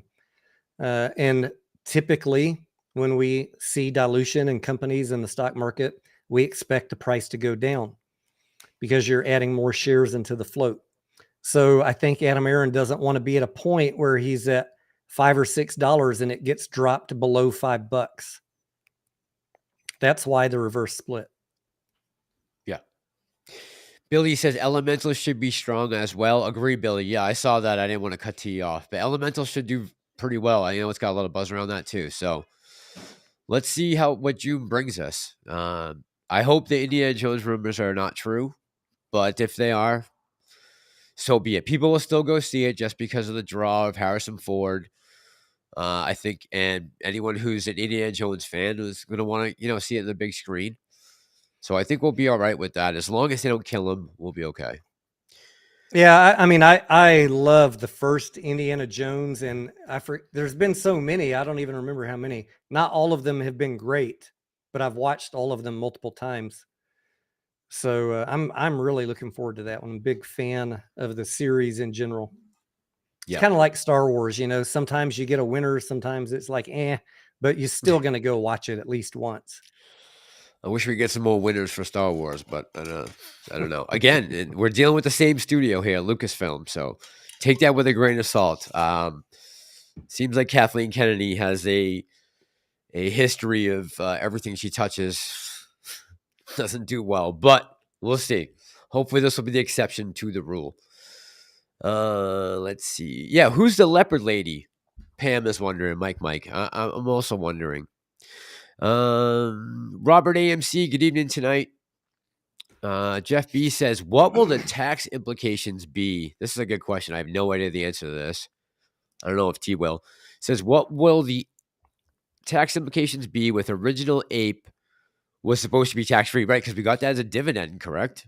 Technically? I'm not going to answer that because I'm not a CPA. I don't know. Okay. Maybe Sufjan's still in the chat. He might know, right? Possibly. I think, for a lot of people, it depends on what country you're in. Some people are getting handed those ape shares with their brokers saying the basis is a penny, and other people got a basis of 40% of the previous price of AMC. I don't understand what anybody's doing, all these brokers. And I say, handle that with your CPA. I don't want to give the wrong information on that. Okay. Good question, Jeff, though. Sorry if we don't have the good It is a good question. Yeah. Yeah. Not the appropriate skill set to answer you correctly. Yep. Beverly says, "Did anyone listen?" Yes. Yes, we saw that today, Beverly. I'm sure a lot of people were able to catch some parts of that. Yeah, it's unfortunate that these guys came forward and they're they're not even getting the respect of being called a whistleblower. I don't know what's going on. Can you expand on that for a second? So basically, the FBI came out today. They got pulled in front of Congress. There were 4 whistleblowers, I believe, that came out and said that the federal government was weaponizing the FBI. They were using it against conservative Christians, parents. There was one FBI agent, I believe his last name was Friend, who came out and said that he actually was going to some of these parent teacher school board meetings, and he found himself like weeks later back in the parking lot taking down license plates of other people who were doing the same thing. And he's like, man, this isn't right. And they came forward today, and half of the aisle was saying that these guys weren't whistleblowers, even though they laid out all the things that were done to them as far as them holding back their material possessions. They weren't allowing them to, or they were moving their stations across the country. One of the FBI agents had a 2-week-old daughter, or 2-month-old daughter. I'm sorry, 2-month-old daughter. They were holding their winter clothes because they moved them to Wisconsin. I mean, it was crazy. This How was much? congressional testimony or what? This is today. Yep, I congressional need to go testimony. back and watch that. I had a busy day, so watching movies. It was constant. It was on all day today. I was pulling clips and listening to it in the background. It's just really sad. Unbelievable. Yeah, it's Unbelievable. really sad. Yeah, it's really sad. It's really sad. And the people who are saying that these guys aren't heroes. I mean, one of the guys said, I put my whole career and my dream job, I threw out the window because my oath is to the Constitution, not the FBI. And that's the bottom line with all of this, right? That's the oath they take. It is not to Christopher Wray. It is to the Constitution. So shout out to those guys. In my eyes, they're true heroes. Anybody that's willing to take that kind of risk on, you don't want to fight the deep state. That's clear. I think we've realized now that I mean, the Durham report is out. It is what it is. If Jake Tapper is telling you that there's no collusion going on, I don't know who else you need to hear it from. Let's see. Yeah, like our politicians should be. Exactly. I heard that Mr. Schiff is trying to McCarthy was trying to get him, was it booted out of Congress? Yeah. I mean, he put this whole thing forward. They said that people on his staff were threatening people. I mean, clearly now we know the Steele dossier was a joke. It was made up. They knew that well before. That allowed the Obama administration and the Clinton Foundation to put wiretaps and all those other things. And it was all based off a lie. And it's clearly that's come through now. I mean, Russiagate is a hoax. It is what it is. I mean, if CNN's telling you it's a hoax, how much further do you have to look? I mean, they can't stand the guy. Remember, this is going to piss some people off that I say this, but remember Beto? Yes. Beto. He was O'Rourke. He was having some rallies down here in Austin years ago, and I was downtown, and I happened to run into Adam Schiff and chat with him for a minute. Not because I'm an Adam Schiff fan. It was just a happenstance meeting, and it was lunchtime, and he wanted to know how to get to the Cat Cafe. And I was like, already, what's that? That's when I knew like I probably couldn't trust this guy. Really? It's a cafe, Massalorian, where they let 50 cats roam around inside the cafe. It's like a coffee bar and cafe. Can you imagine wanting to go to a restaurant with 50 cats roaming around? Oh my God. No, that sounds like this is a true story, guys. True fucking story. What? I can't believe that. That's crazy. What? That was of all the good places to go eat in Austin. He wanted to go check out the Cat Cafe. Could I tell him how to get there? Oh my God, that's insane. That sounds like a horrible place to eat. My God. Angelina says she is having surgery on Monday. So good luck, Angelina. You're definitely being in our prayers. I hope you're okay. I'm glad you're getting that taken care of. That's good. Good stuff. Good stuff. Let's see. Doug says the postcard is like Elon's $8 charge for a blue check. Weed out fake accounts. There you go. I wish that was the case. Robert, you're very welcome. Shin is in the chat tonight. Shin, how you doing tonight? Headstock Harem. Headstock says, I don't care for cat fur in my Thousand Island dressing, right? Right? By the way, have well, actually, I'll skip that. Jennifer, good evening. How you doing tonight? Robert says the goal is to continue to expose the corruption. If we do that, then we will be fine. Let's keep our eye on the ball, not the fans. Good quote. Good quote. Anya says, Mass, I believe they call that fugazi. Yes, ma'am. Yes, ma'am. Let's see here. Jennifer says she sent in her objection today. So, Jennifer, you got your postcard. Grandpa Barney says Grandpa's shares are invisible. Grandpa, that's not true. You know that. Come on. Scott Gray says if it wasn't for us and Adam behind us, AMC would be Amazon theaters. Yeah, I mean, remember, most big theater companies went bankrupt or are in bankruptcy. So everyone who says, what has Adam done? Well, he's avoided what almost every other major chain went through over the last 3 years. So that is something. He can't control the number of movies coming out. And yes, it was us that saved the company ultimately, but he could have folded. He could have done nothing. Agreed. Yep. Robert says Gary Gensler was deflecting the whole time in front of Congress. What a shit show. Yeah, he did. He looked like he was squirming the entire time he was on there. By the way, I want to say thank you to JC in my Discord. This is another fine Doomit cigar. He sent me a box of these Doomit cigars. Mass. Oh, yeah. Yeah. And I've had, this is my second one. Both have been some of the best, DOUMITT. Some of the best cigars I've had any recent time in recent memory. Not a brand I've tried before, but good smoking cigars, all the way down to close to the end when they all kind of get a little harsh. All cigars get harsh. How do you spell it, T? The name? DOUMITT. Let me put up this picture on the screen. Yeah. I got this bad boy. Saving this for post-Mo. Check this out. Yep. Okay. Oh, nice. Nice box and everything, huh? Yeah. Very nice.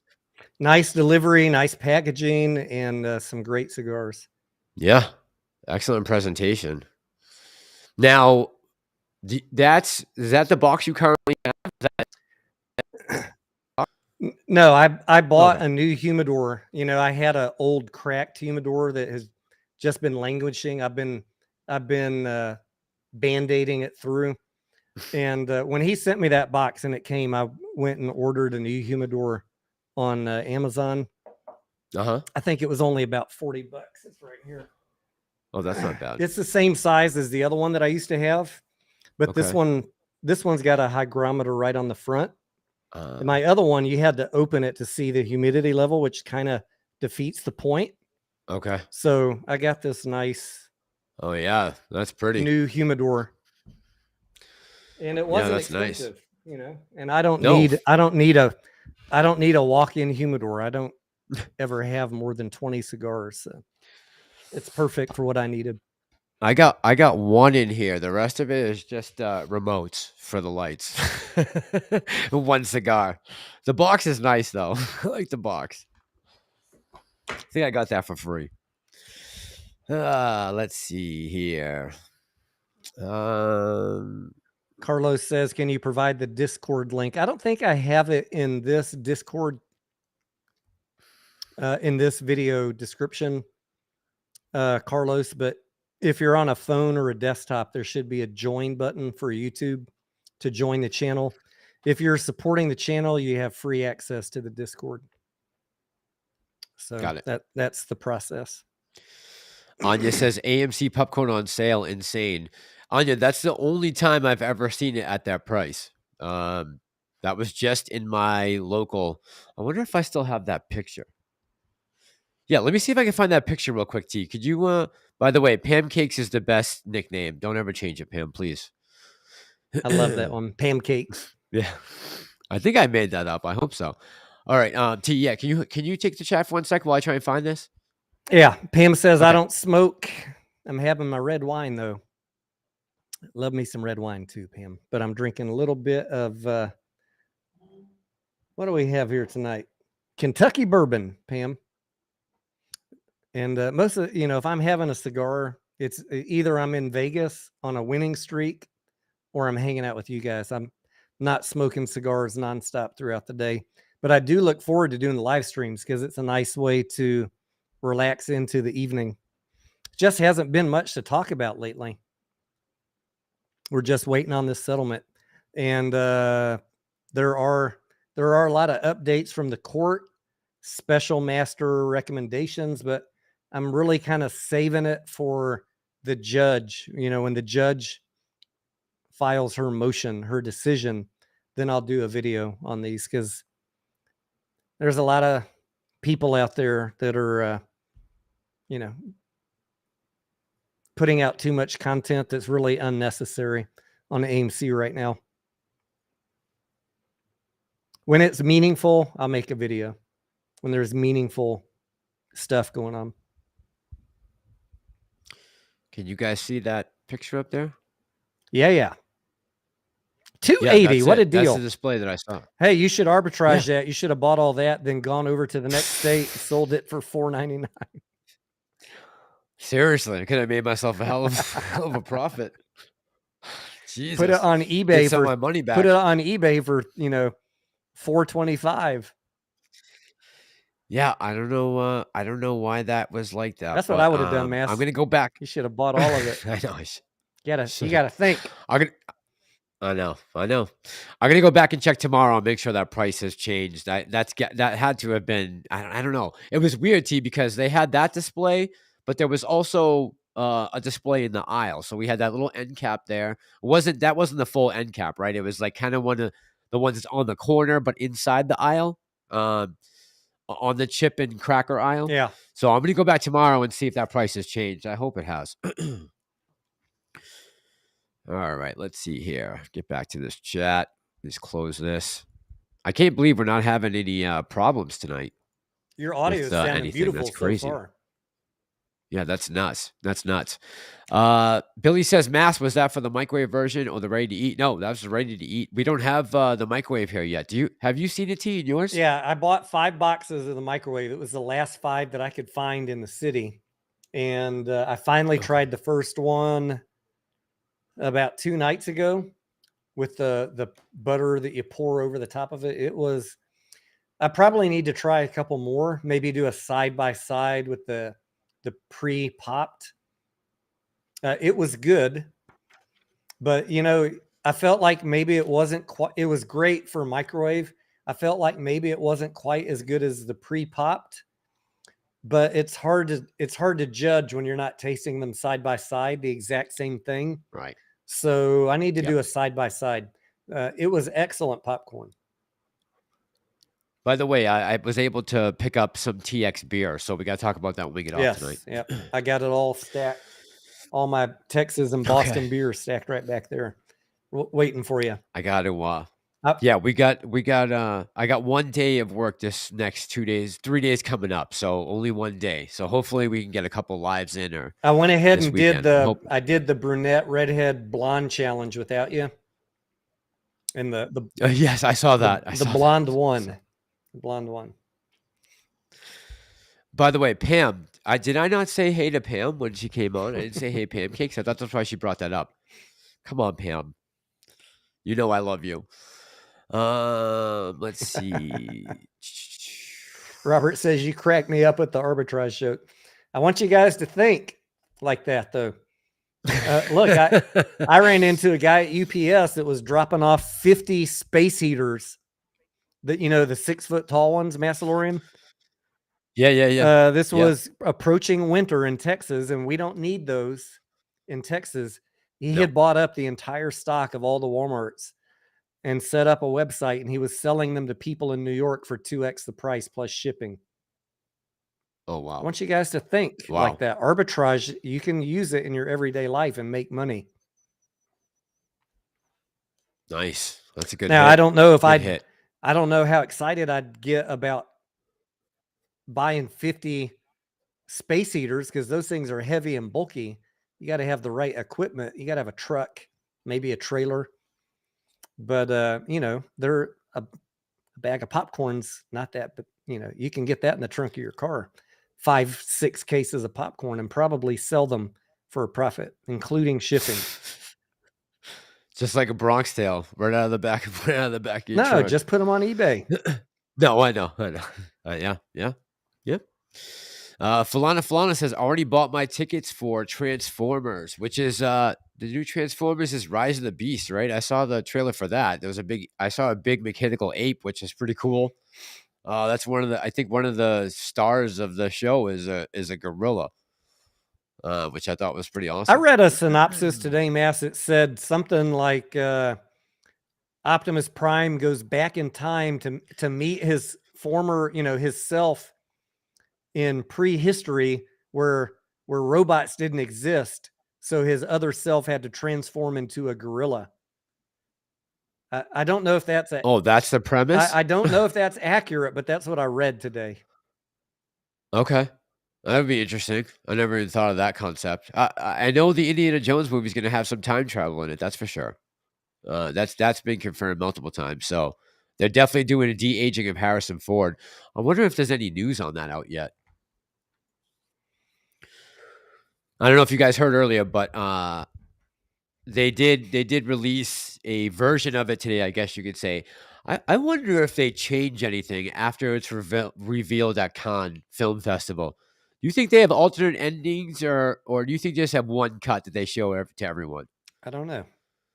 I never thought about that.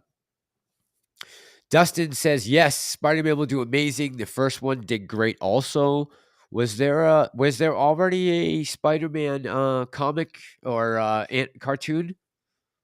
Yeah, I think there was actually.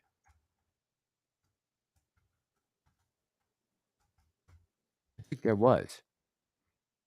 Yeah, Into the Spider-Verse, right? Cross the Spider-Verse? No, that's this one. Yeah, I don't know about That's any this one. previous cartoon. I could be wrong. Someone else said that though. Spider-Man Across the Spider-Verse. Wow. So the first trailer for this animated Spider-Man came out December of 2021. That's how far back it's been pushed. Imagine that. Boy, oh boy. And Girardi says there's not really much we can talk about with AMC right now. So can we talk about aliens or Bigfoots? I'm hitting the weed pen. Oh boy. Yeah, I'd love to get into that stuff. I don't know if everyone's gonna be down with that tonight though. Let's see. Devastator says Spider-Verse movie will make $1 billion guaranteed. The first Spider-Verse was excellent, says Andrew. The hype behind it is on par with Super Mario Brothers. Yeah, there does seem to be a lot of hype. Falana says my son already asked me to get tickets to Spider-Man. See, I think the young generation, this Miles Morales, the character, I don't think he was around kind of when 25, 30 years ago when we were reading comic books. So I think this is a newer version, which I haven't heard anything bad about it. I haven't heard anything about Miles Morales other than it's just like another reiteration of Spider, a different Spider-Man, just not Peter Parker. So we'll see how it does.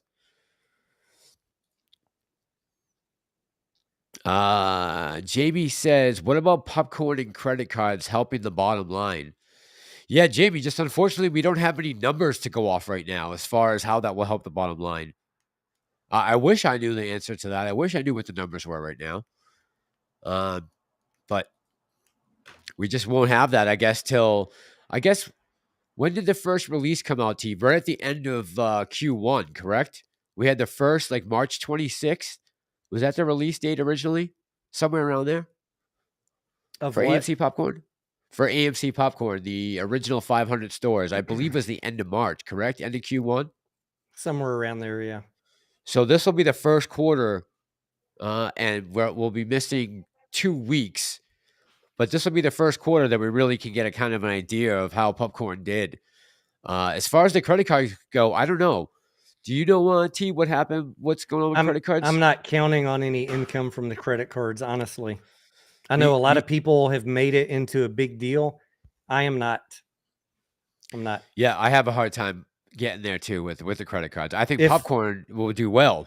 If I see something in a 10Q that has an actual number attributed to it, then I'll talk to you about it. But for right now, I'm viewing credit cards as a data farming of customers, not a money making thing. By the way, what are your feelings about the chances that we default on the debt? Default on the debt? Yeah, the debt ceiling. Oh, the debt ceiling. I thought you were talking about AMC. No. 0%. Debt ceiling. Okay. You don't think the other Congress wants to mess up their portfolios right now? Look, we've had 90 debt ceiling raises over the last many decades. And 70 since 1960. Yeah. 70 raises. They always, politic it to the last minute and then they solve it because it would be mass chaos if they didn't resolve that. It'll be resolved, I'm pretty sure. Someone asked, why is APE pegged at $1.60? I just pulled up a filing today, guys. Remember, Antara bought in around the average. If you look at all of their deal, the cheapest to the most expensive that they paid for, the average is around 80 cents. And they sold some more. There's a filing today. They sold more on the 16th and 17th. The last filing I looked at had them at 153 million. And now they're at 148 million. So they sold at $1.60, $1.65, and $1.58. So that is probably, almost 5 million shares. That is going to have some downward pressure on the price. And if they bought in at an average of 80 cents and they can sell at $1.60, that's party time for institution. 100% gain. You should expect that Antara is going to continue to potentially weigh on APE anytime it tries to run up until we get closer to the court date. And, the day the judge says case dismissed, move the settlement forward, or the day the judge says settlement approved, then I think you'll see APE have a quick pop up. And if you were thinking about selling it, you should be thinking in the back of your mind, how do I beat Antara into selling? You might not want to sell. You might want to hold it all the way through. That's up to you. I'm not here to tell you what to do. But if you were in the mind of, I want to sell it on any run up, that's why I'm watching how many shares does Antara have left, because that's going to be the race, right? Can you hit the sell button before them? Robert says, Mass and Tony, do you guys still believe we need an RS? I already answered that like 30 minutes ago. Was I listening? You're way behind on the chat. Am I? Shit, sorry. Scroll. Okay. Catch up. Let me scroll. All right, let me get down to the bottom, guys. If I skipped over your comment, I apologize. Just repeat it. He'll get to you. Not on purpose. I will. Repeat it and I'll get to you, I promise. I saw Brookfield Brothers from the chat. Good evening tonight, Brookfield. Let me get down to the bottom here. Okay. Jeez, I am way behind. Holy smokes. I'm sorry, guys. Clark is even here. My goodness, I just got to the bottom. Okay. Clark is in the chat. Clark, good evening. How is your wife tonight? I hope she's doing well. Hope you're doing well, my friend. Clark says, unfortunately, the AMC Theater here in Elkhart has a big, giant hole up in the ceiling. I'm waiting for a midget to drop out of the ceiling. Oof, that's not good. What happened? What happened, Clark? In Elkhart. Where's Elkhart, by the way? Elkhart. You have any idea where that is, Tony? I don't. Okay. Bill A says, let me read this one real quick. Billy says, is the is the 1 for 7.5 dilutive to the new AMC stock? The way I'm viewing it is, right, it's more shares being issued into the float. You are getting more ownership, but the float's increasing. So that makes every shareholder that owns shares, their percentage of ownership per share goes down. So to me, that fits the explanation of the definition of dilutive. Does anybody disagree? I had one person DM me and say it's not dilutive. It was an unsolicited DM. But by my view of what is the definition of dilution, it seems to be dilutive. I agree. Beverly, I don't know who's deleting your comments, but I hope that's not on my side. And I'm definitely trying to bring it up as much as I can. I don't know whose chat she's in. It looks like she's on mine. Beverly, let me see. Let me hide that for a second so I can see. If it's on mine. It's on my end because paired is you, right? Yeah, you're paired. So it's on my end. I hope no one's erasing comments on this side. Angelina says Massalorian question by Dustin. Let me put that up somewhere. Oh, here it is. Hey, Dustin has an actual question. Where is it? Dustin. Lupe, good evening. How you doing tonight, my friend? Lupe is in the chat. Good evening, Lupe. Do you see Dustin's comment somewhere? Let me look. Here it is. Do you think it would be worth getting shares pre-split or waiting till after the split? Whew. We're treading dangerous waters here, Dustin, because that gets into financial advice.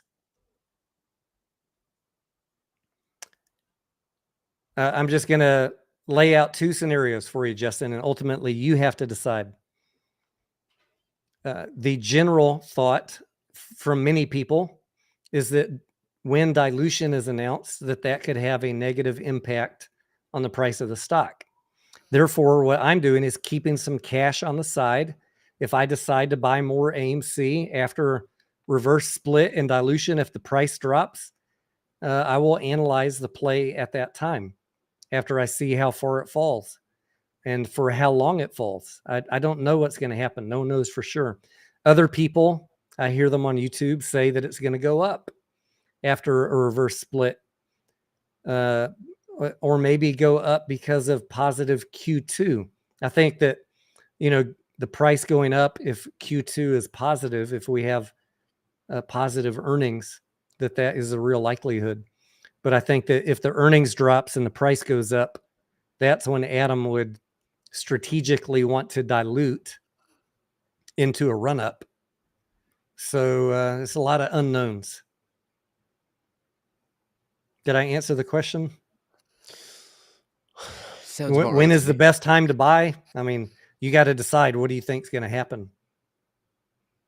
I recently bought some more APE at $1.50 and $1.60 because I think it is still fairly competitively priced relative to AMC and what I think the post split price is. But that's just me. I'm certainly not going to be here telling you guys what to do, buy, sell, or hold. You got to make your own decisions.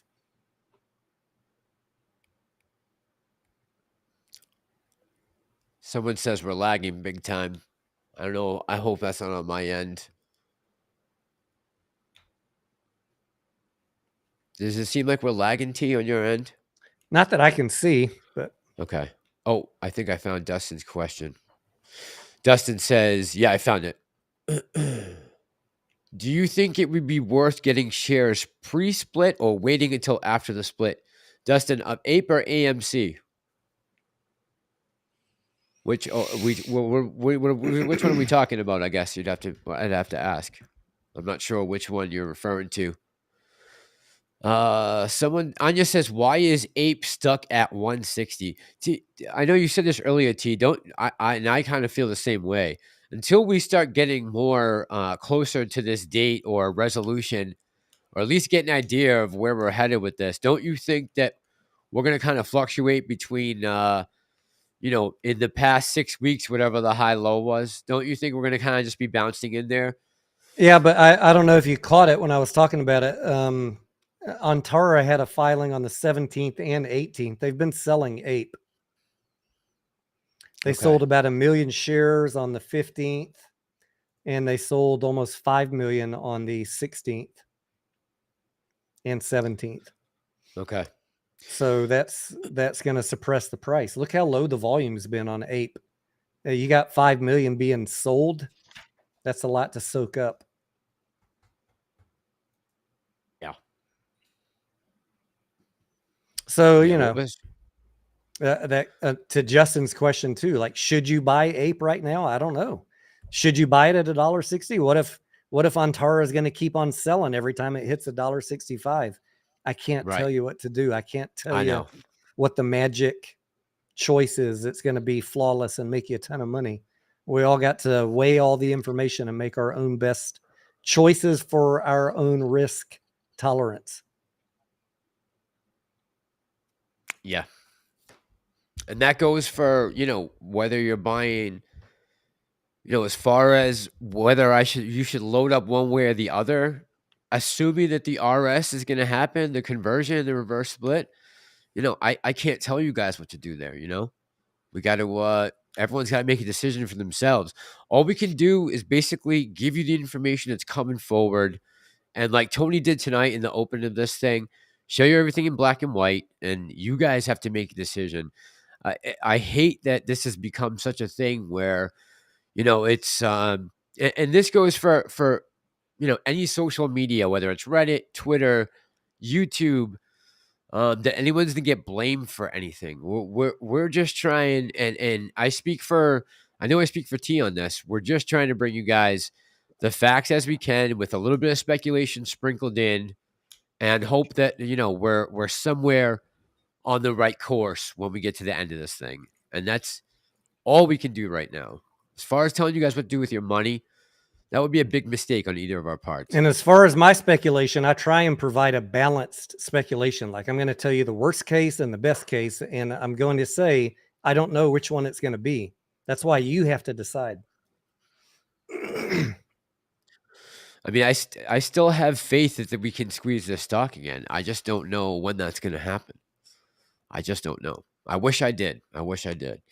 After 2 years, you would think I would know a lot more than I do, but it's this play is constantly changing, as are the market conditions, as is the economy, as is everything is changing constantly. So we're just trying to keep up with the latest that's coming out, give it to you guys as straight as we can.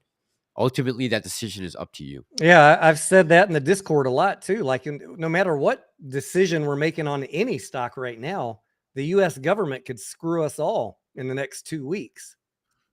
You could see everything drop 25, 30% if they fuck up this debt ceiling thing.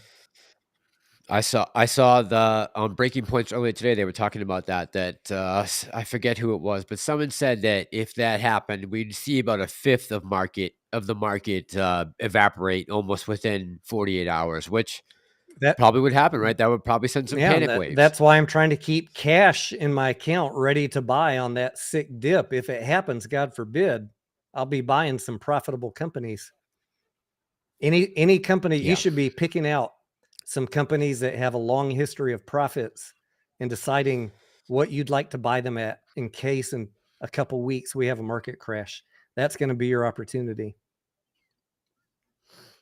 I see Sufjan here was asking me about buying Ape or AMC before the split. Again, that same thing. Like, I mean, I know what I'm doing, and I can tell you guys what my plans are, but that could change tomorrow morning. I mean, well, yeah, tomorrow's Friday. I guess there's one more day the market's open.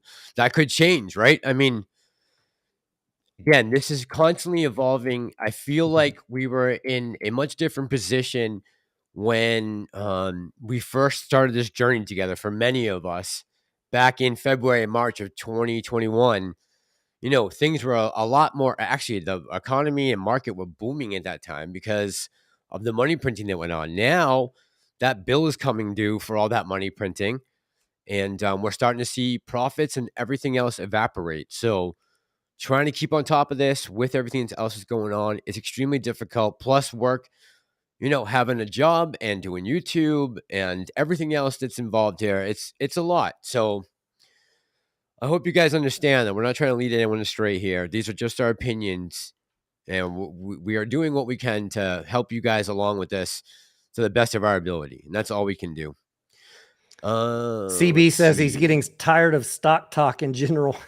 Anya said she'd like to see Tony branch out into other topics beside stocks. I mean, there are a lot of other topics we can talk about. That I try and base my content on what you guys are asking about. So send me notes, send me comments, let me know what you want to see.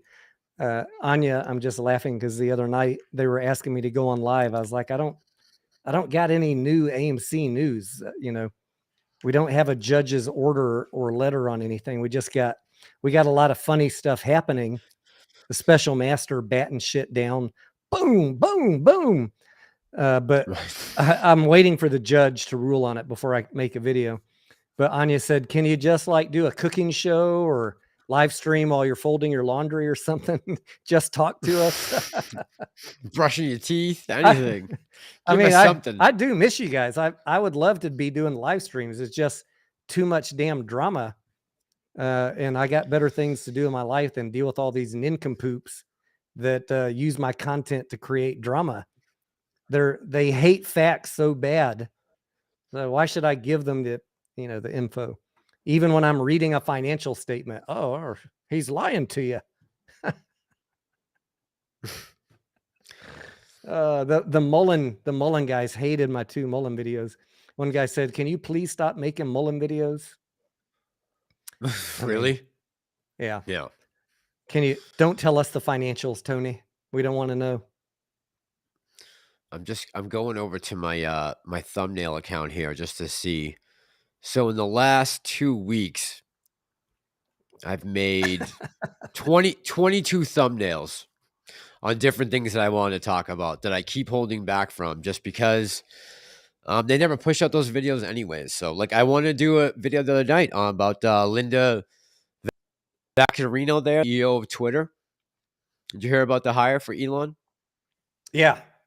Yeah. Yeah, I decided to stay out of that one. I mean, I thought long and hard about making a video on that, and I was like, read the room, Tony. You're going to lose half your subs because no matter what you say about that, half the people aren't going to like it. You can't win. You can't win. Nope. Same thing with some of this Bud Light stuff. I've kind of laid off on that. I put a lot of effort into going down, filming that stuff, talking to bartenders, getting stares from people, getting dirty looks from some of the younger bartenders when I asked them about that. That was all uncomfortable. And I come back, look at the tape, and I'm like, man, if I put this out, 500 people are going to watch it. Why am I going to sit and put 10 hours into a video? Is it 500 people? Is it true that they're coming out with a bottle now that has camo on it? Digital camo. Yeah. Yeah. They are. I mean, just come out and apologize, guys, for Christ's sakes. How many billions are you going to spend on non-reaching advertising to your clientele that's died? I mean, just come out and say we're sorry, we made a mistake, but they won't do it. They've already lost both sides of the argument. I honestly, Bud Light right now, I think is poison. I don't think anybody in their right mind would be, want to be caught out drinking it right now, at least in this neck of the woods. They did a number on themselves. They've offended both sides of the aisle now, so they're totally screwed, I think, in my opinion.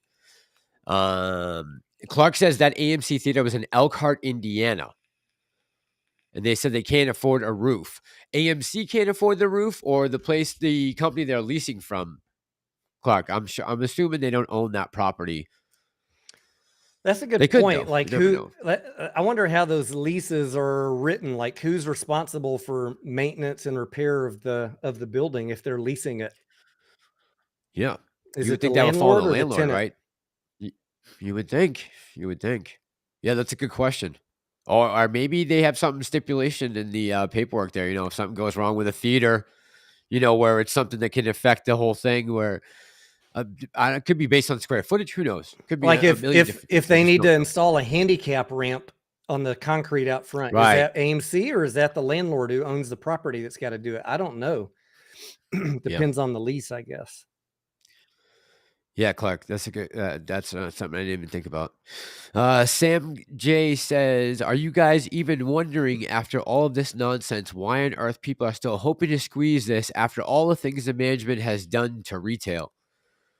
Because retail's still here, Sam. That's why I still believe in it. And Retail's still here and as long as there's an interest from retail. and short Yep, interest is still high, and cost to borrow is still high. That's the two still main high. things that I'm looking at. Like I have about a 20% where if it's over 20% short interest, that's meets my criteria for a potential short squeeze candidate, but you got to have a catalyst after that. And you need to have enough awareness to know if you're whatever company you're investing in, if they have convertible debt or warrants, or AMC doesn't have that, but there are many that do. When they start running up, if their balance sheet is fucked up and they have shares available, there's multiple ways you could get diluted: convertible debt, warrants, or share dilution. So whatever play you're in, just always have that in the top of your mind when people are giving you price targets. Those are the first things that I go look at on any play. Do they have convertible debt? Do they have warrants? Do they have a shelf offering to issue new shares? Because you can throw your price targets out the window if any of those exist. You can get a squeeze, but it's not going to go to where people are telling you it's going to go. So when we get to the point, if it's running up, if he's already, filed the paperwork to dilute, I'm going to definitely be keeping that in mind for my sell target. Because they will sell into a run up. Any CEO would. Go back and watch the comedy video I made, the CEO handbook video a couple weeks ago. It's comedy, but it's real information of what happens to retail every week in many different stocks. Sam, good point though. I'm glad you brought that up because you must be wondering why are we still here? Why are we still talking about this? If AMC wasn't in my portfolio right now, I might not be talking about it. But as long as I'm continuing to hold it, it's going to be something that's not going to be able to leave my mind. Especially, it's one of my larger positions, right?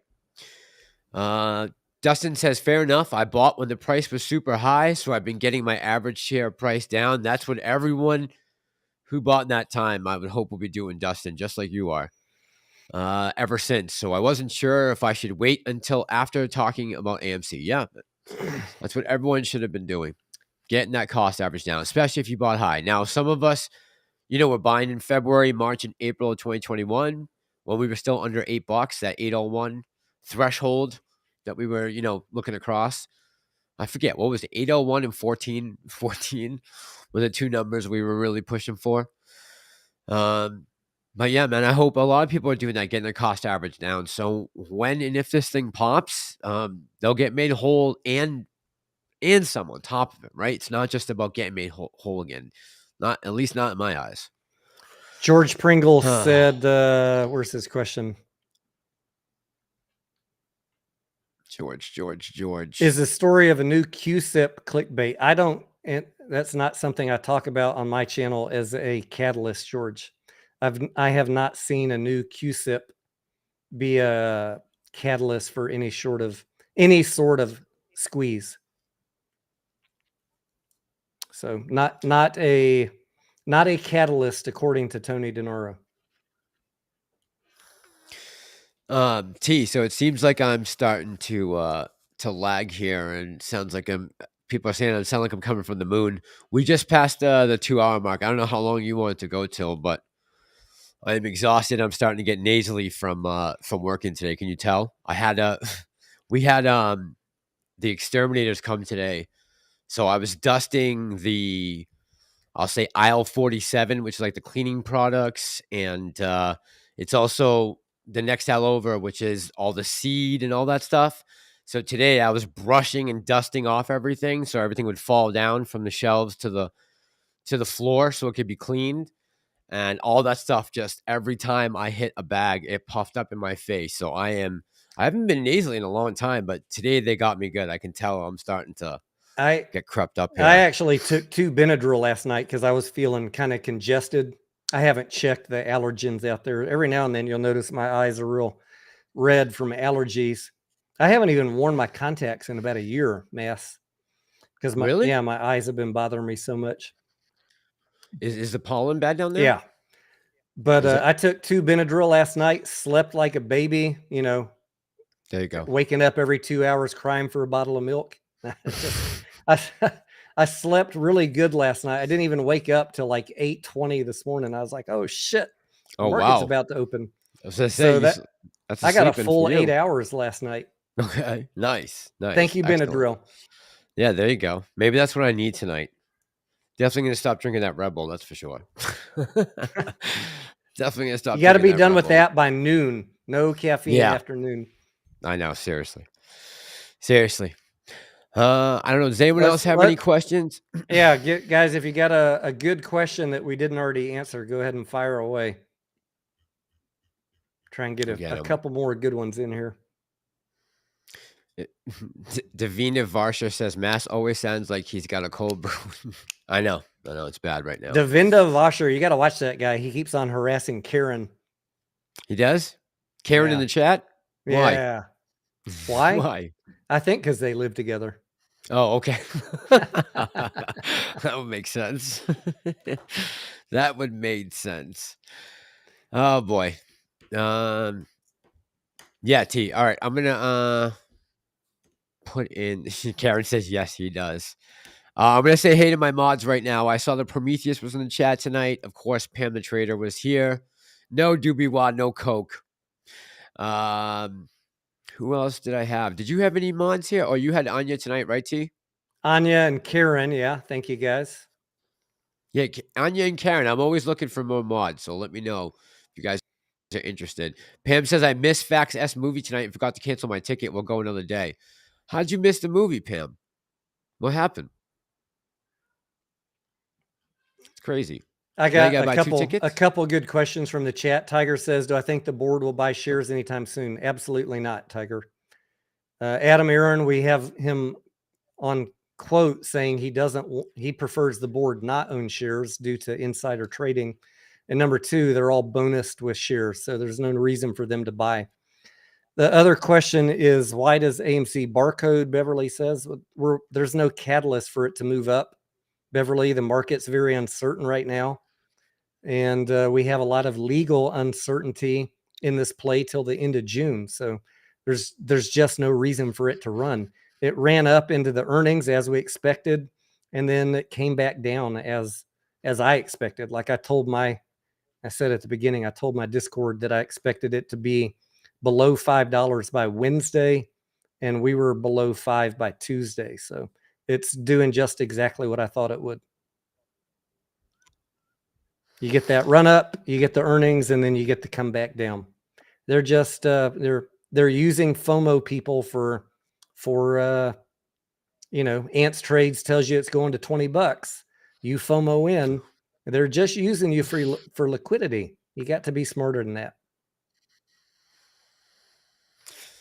Rivok 489 says, just stopped in to say hello and good night. Thank you all for the constant updates and holding strong. Wedgies for hedgies, the atomic ones. Rivok, have a good night. Anya, I hear you, girl. I understand the politics can be very divisive, so I understand. I still love you anyways, no matter what. They're going on a double date with Mass soon. All right, T.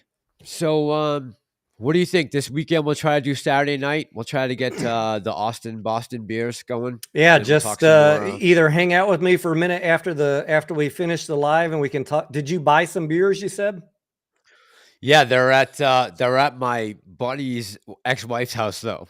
All right, that's where the packy was. If you remember what you bought, tell me after this live's done. If not, just shoot me a text. Okay. Yeah, I'll talk to you when we get off. Yeah. All right, guys. I just want to say thank you again to the mods, everyone who donated tonight. Thank you guys for keeping us afloat and keeping these bills paid for. I really appreciate the help. I know T does too. T, you want to say hey to some people? Yeah, I appreciate everybody who tuned in tonight, whether you're a sub or a member of the channel. If you got that badge or your name is colored there in the chat, thank you for those that are supporting the channel. Just a reminder, if you are a member of the channel and you're not taking advantage of the Discord, it is free to you. And if I'm not live, or not making a video, I always have the Discord up from the minute I wake up till I go to sleep. So that is where you will find me. And you can ask questions about whatever you want. And I certainly talk about more in the Discord, politics, whatever, than I do on YouTube because of censorship and demonetization and all that other stuff. So if you're a member of the channel and you're not taking advantage of the Discord, you should do it. Get on there. Doesn't cost you anything. And before we go, I just want to say, Angelina, I hope everything goes well with your surgery. And, you'll be in our thoughts tonight for sure. Make sure you check in after you're done and let us know how you're doing. I see Clark's fine wife has finally stopped in and say, hey, we love you guys. Hi and goodbye. Julie, have a great night. Take care of my Julie, man Clark what's over up? there. One other Kimberly, comment same thing. for Broke Ape. He said, how do I switch from Patreon to Patreon or YouTube membership? Both get you into the Discord. So either one works. If you want the badge next to your name in the YouTube chat, then sign up on YouTube. Or hit the join button on YouTube and cancel the Patreon. There you go. Thank you, guys. We love you. All right, guys. And as soon as some more Have like real night. news drops, a judge's letter, I will immediately. I'm sitting here refreshing that damn court docket. I got my bill from the docket service today. It was $90. Every time I click on a damn document, they charge me $4. $4? Yeah. So you're wondering where your $5 is going. That was 90 of it right there just this week to provide you guys real fact-based information. Love you. Appreciate you, T. Thank you, Mass. Have a good night, guys. Love you. Take care. Cheers.